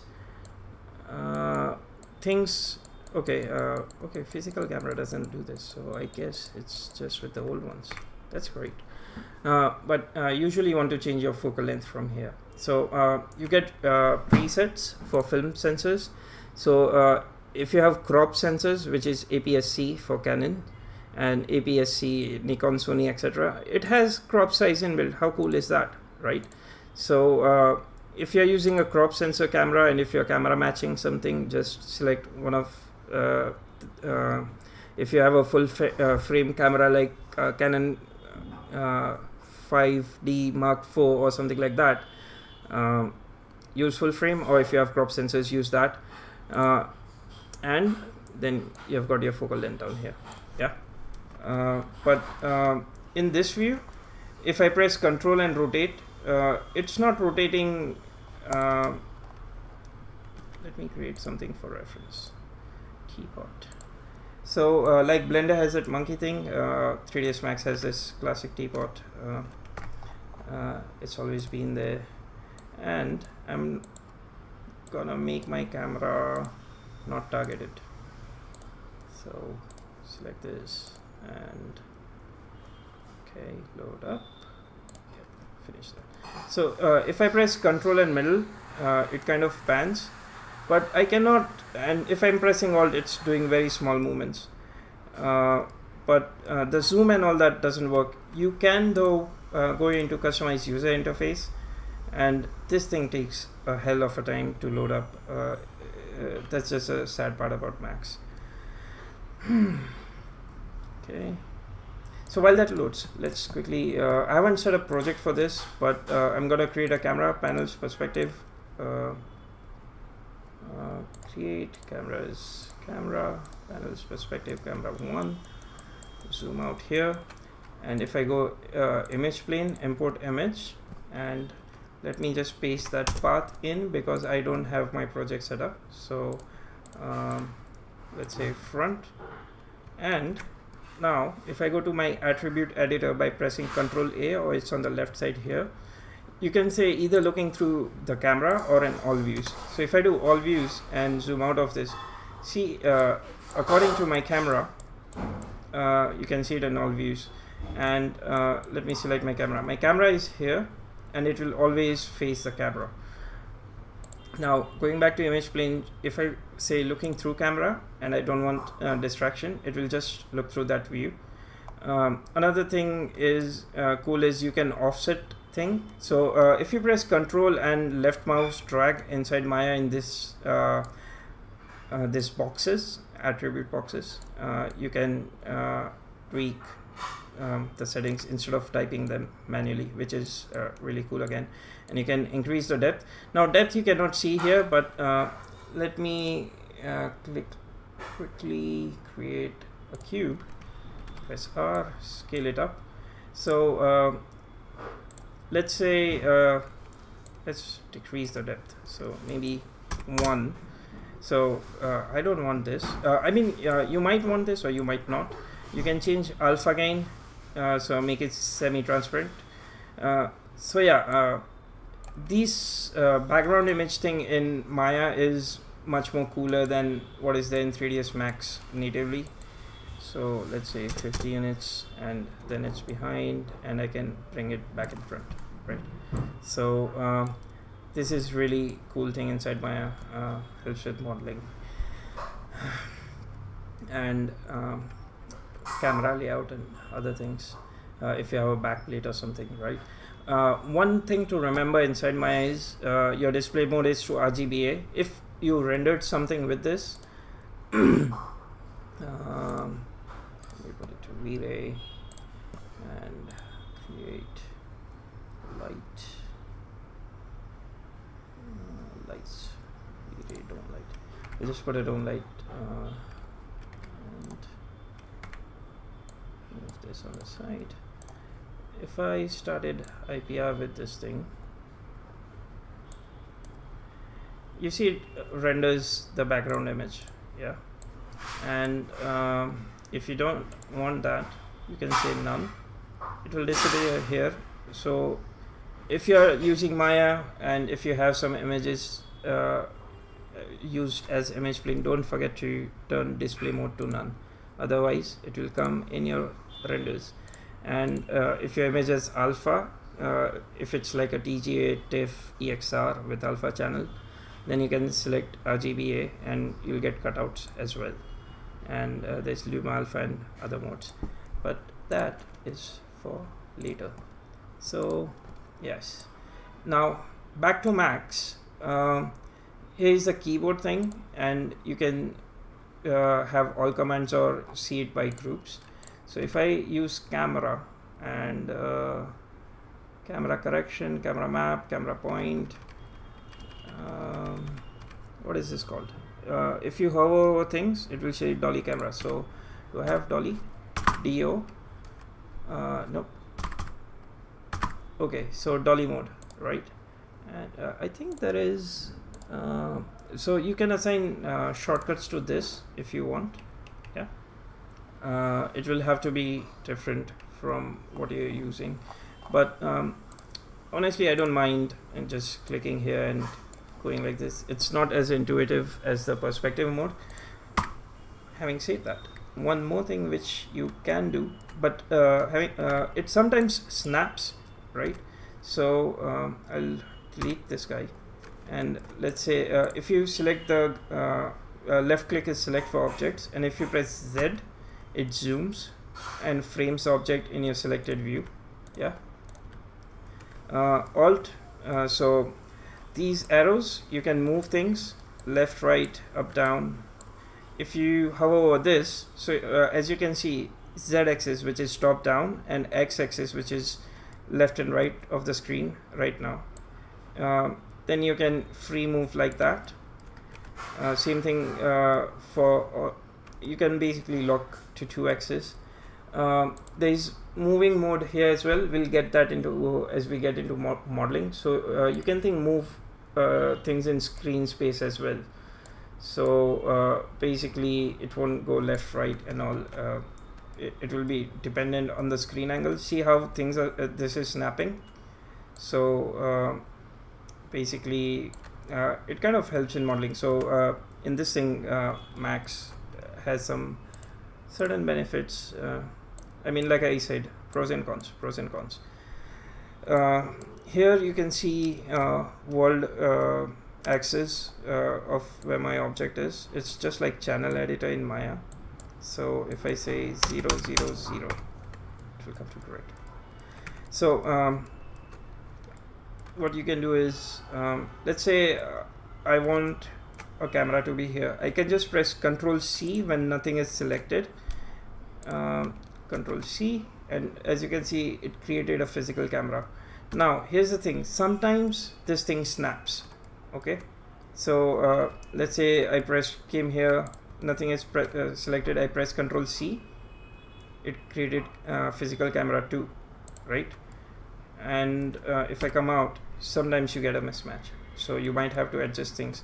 Another cool thing is, if nothing is selected and I press C, it shows me camera selections. So I have 2 cameras, and I can just quickly jump to the selected camera. And P is for perspective, that's a shortcut. Now quickly to run down the basics. Oh wow, we've been streaming for 2 hours. So two ways to get image planes: press Alt B or press the plus sign here, configure viewports, and go to background, use files, file, select the front image. I'm in front, yes, okay. As you can see, and if you press Shift F, it will show safe frames according to the render view. So if this thing shows safe frames, Shift F, right? What you want to do is find out your image resolution, and the reason I got all of these guys into same spaces, I wanted to make sure that I just have to input this size once in render settings, and everywhere the background image is same. So the image is at 2086, so I can even put 1K square as far as the aspect ratio is the same, but let's stick to what we have. So 2086 by 2086, lock this, and I got this render setup from here, okay, and you can even get it from here, and I think, yeah, render setup, or press F10. Yeah, here's the shortcut.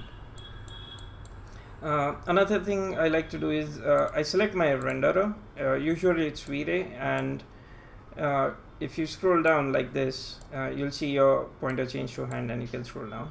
You can say assign renderer and select the one you have, and you can save it as defaults. So every time you come, your basic, this common settings are saved.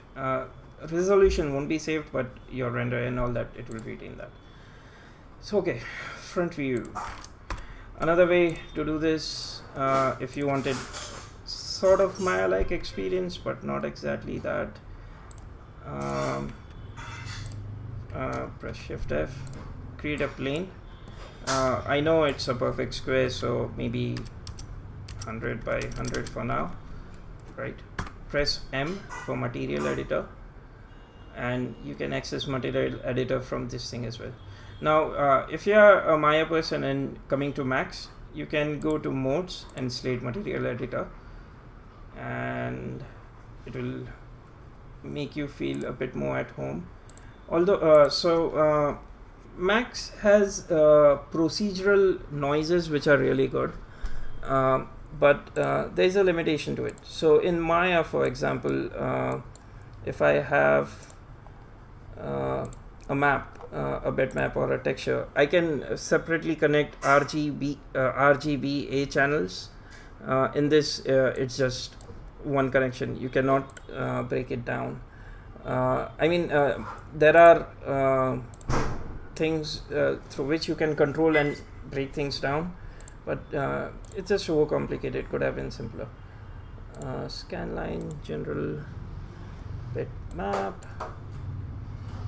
and select this guy, open diffuse map, and either you can drag a thing from here and drop it on that plane, or select this guy and assign material to selection. And if you're a standard Max guy, old school way is second thing, to pick a material from object, you can use this eyedropper and select that, and this material will become that object.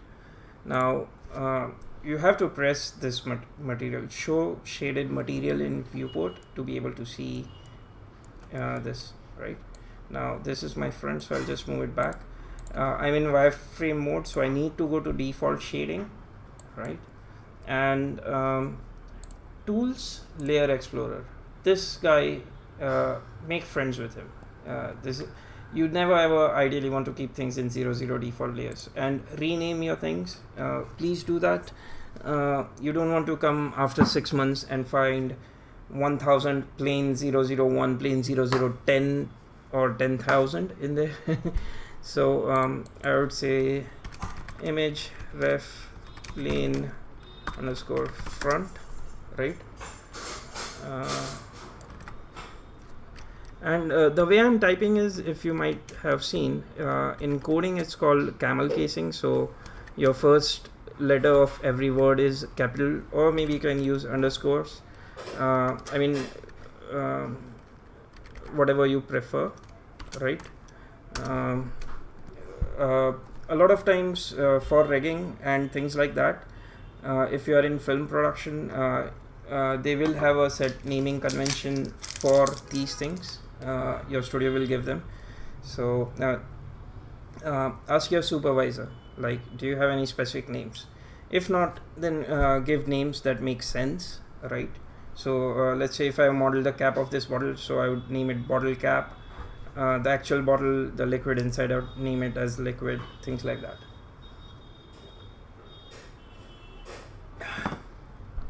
So if you click image reference plane, you can create a new layer from here with selected objects. If you have nothing selected, it will create an empty layer.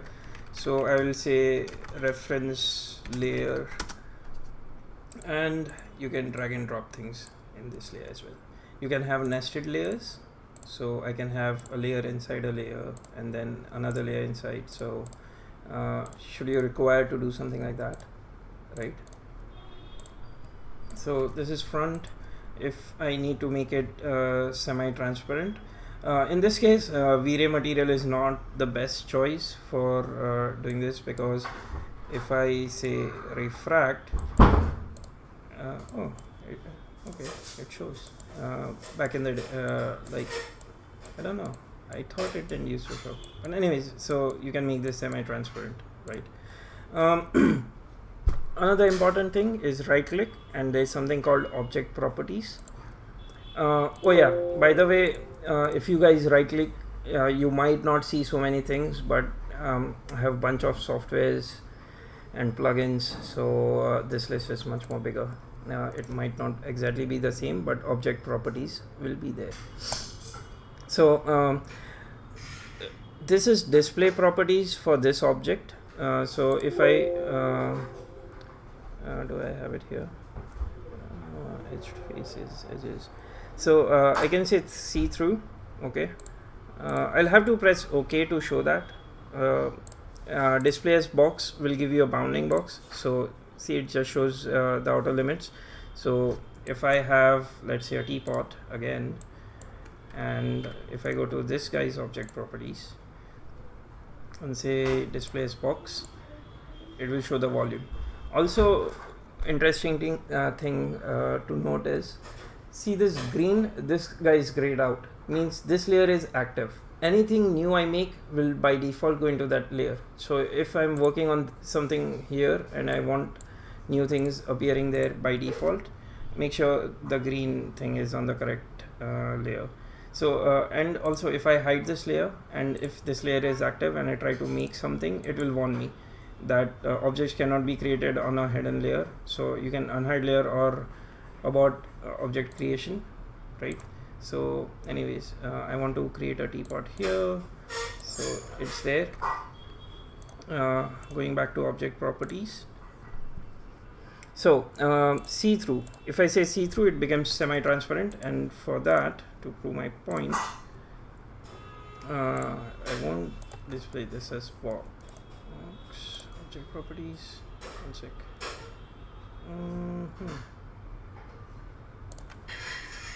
Oh, okay, so this is facing incorrect normals, but that's when we get next week into hardcore modeling, we'll look into that. Yeah, so see, I can see through this guy. Yeah, I think Alt X is shortcut for see-through mode for object levels. Yeah, Control X will get you maximize your working area. As you can see, it hides rest of the interface items. Same thing in Maya. If you want full screen into something, pressing spacebar is coming in and out of use. Yeah, and if you press Control Space, you get a bigger thing to work with, and all the things are hidden. And you can press Control M and Control Shift M, like Shift M, yeah, and Control Shift M. So if you want to go really pro, you can work in this mode. I think I'll split Max and Maya into two different series because this kind of things will confuse people, I think. Okay, so let's quickly get ready to wrap things up. Let me think. Actually, let's call it a day for today. I hope it's okay. We have been streaming for 2 hours 15 minutes and I haven't been able to go as far. So for naming, this is what I do. Now Maya doesn't like 001 or some naming convention like that.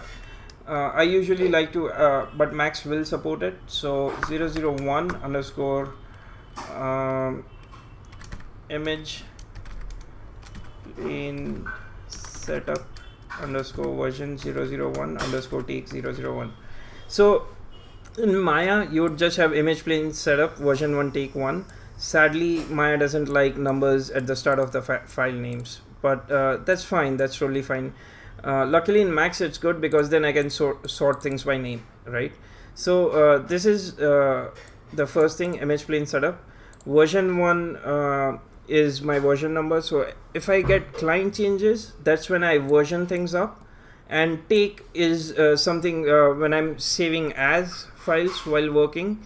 So let's say I need to go back a few steps for whatever reason, I made some mistake, then at least I have that older file.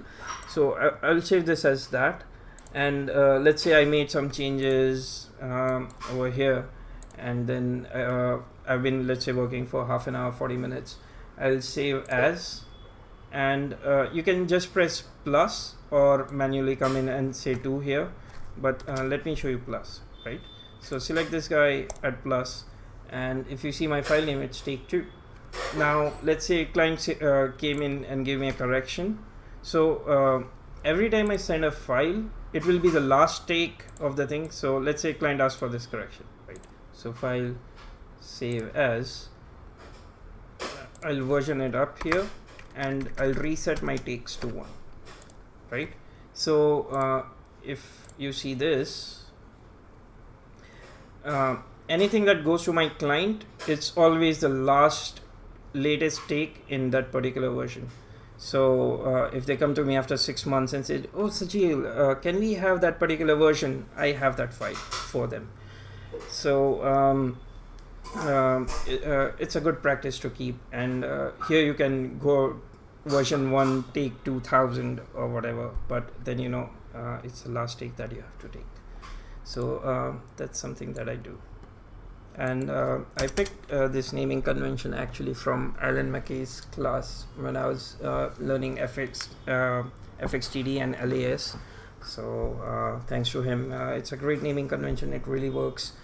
A lot of studios will have their own custom naming convention, but more or less people tend to have similar naming conventions. So it would be like the show's name, let's say Star Wars 1 or whatever.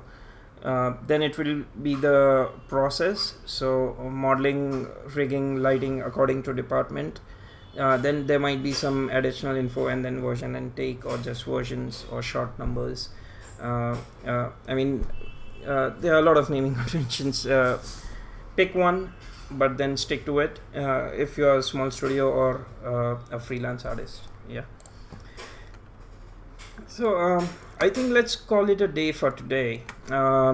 Next Saturday, I'll try and start 1 hour earlier from today, guys.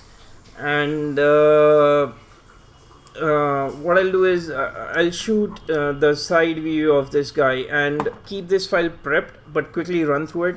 Sadly, we couldn't get into a lot of modeling today because I didn't expect it will take this long. It's hard to talk, explain things, and do this, but I think this model wise, I think we can push this out in less than, I don't know, less than 2 hours maybe, I don't know, we'll see.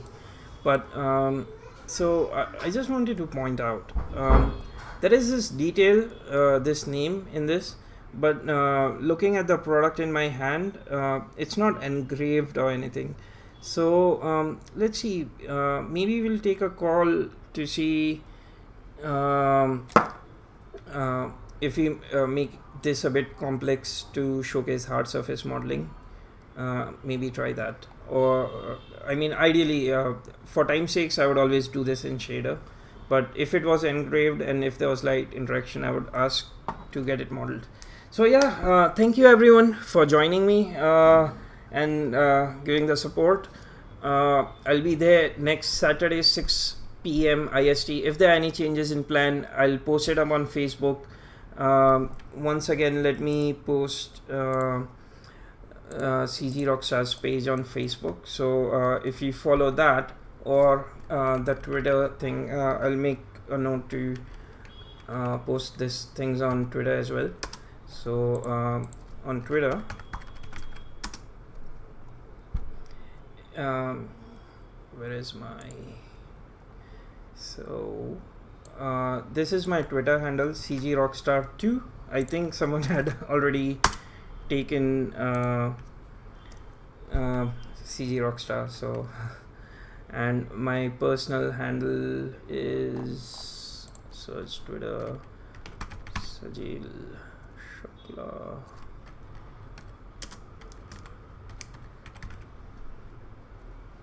There. So that's my personal handle if you need it.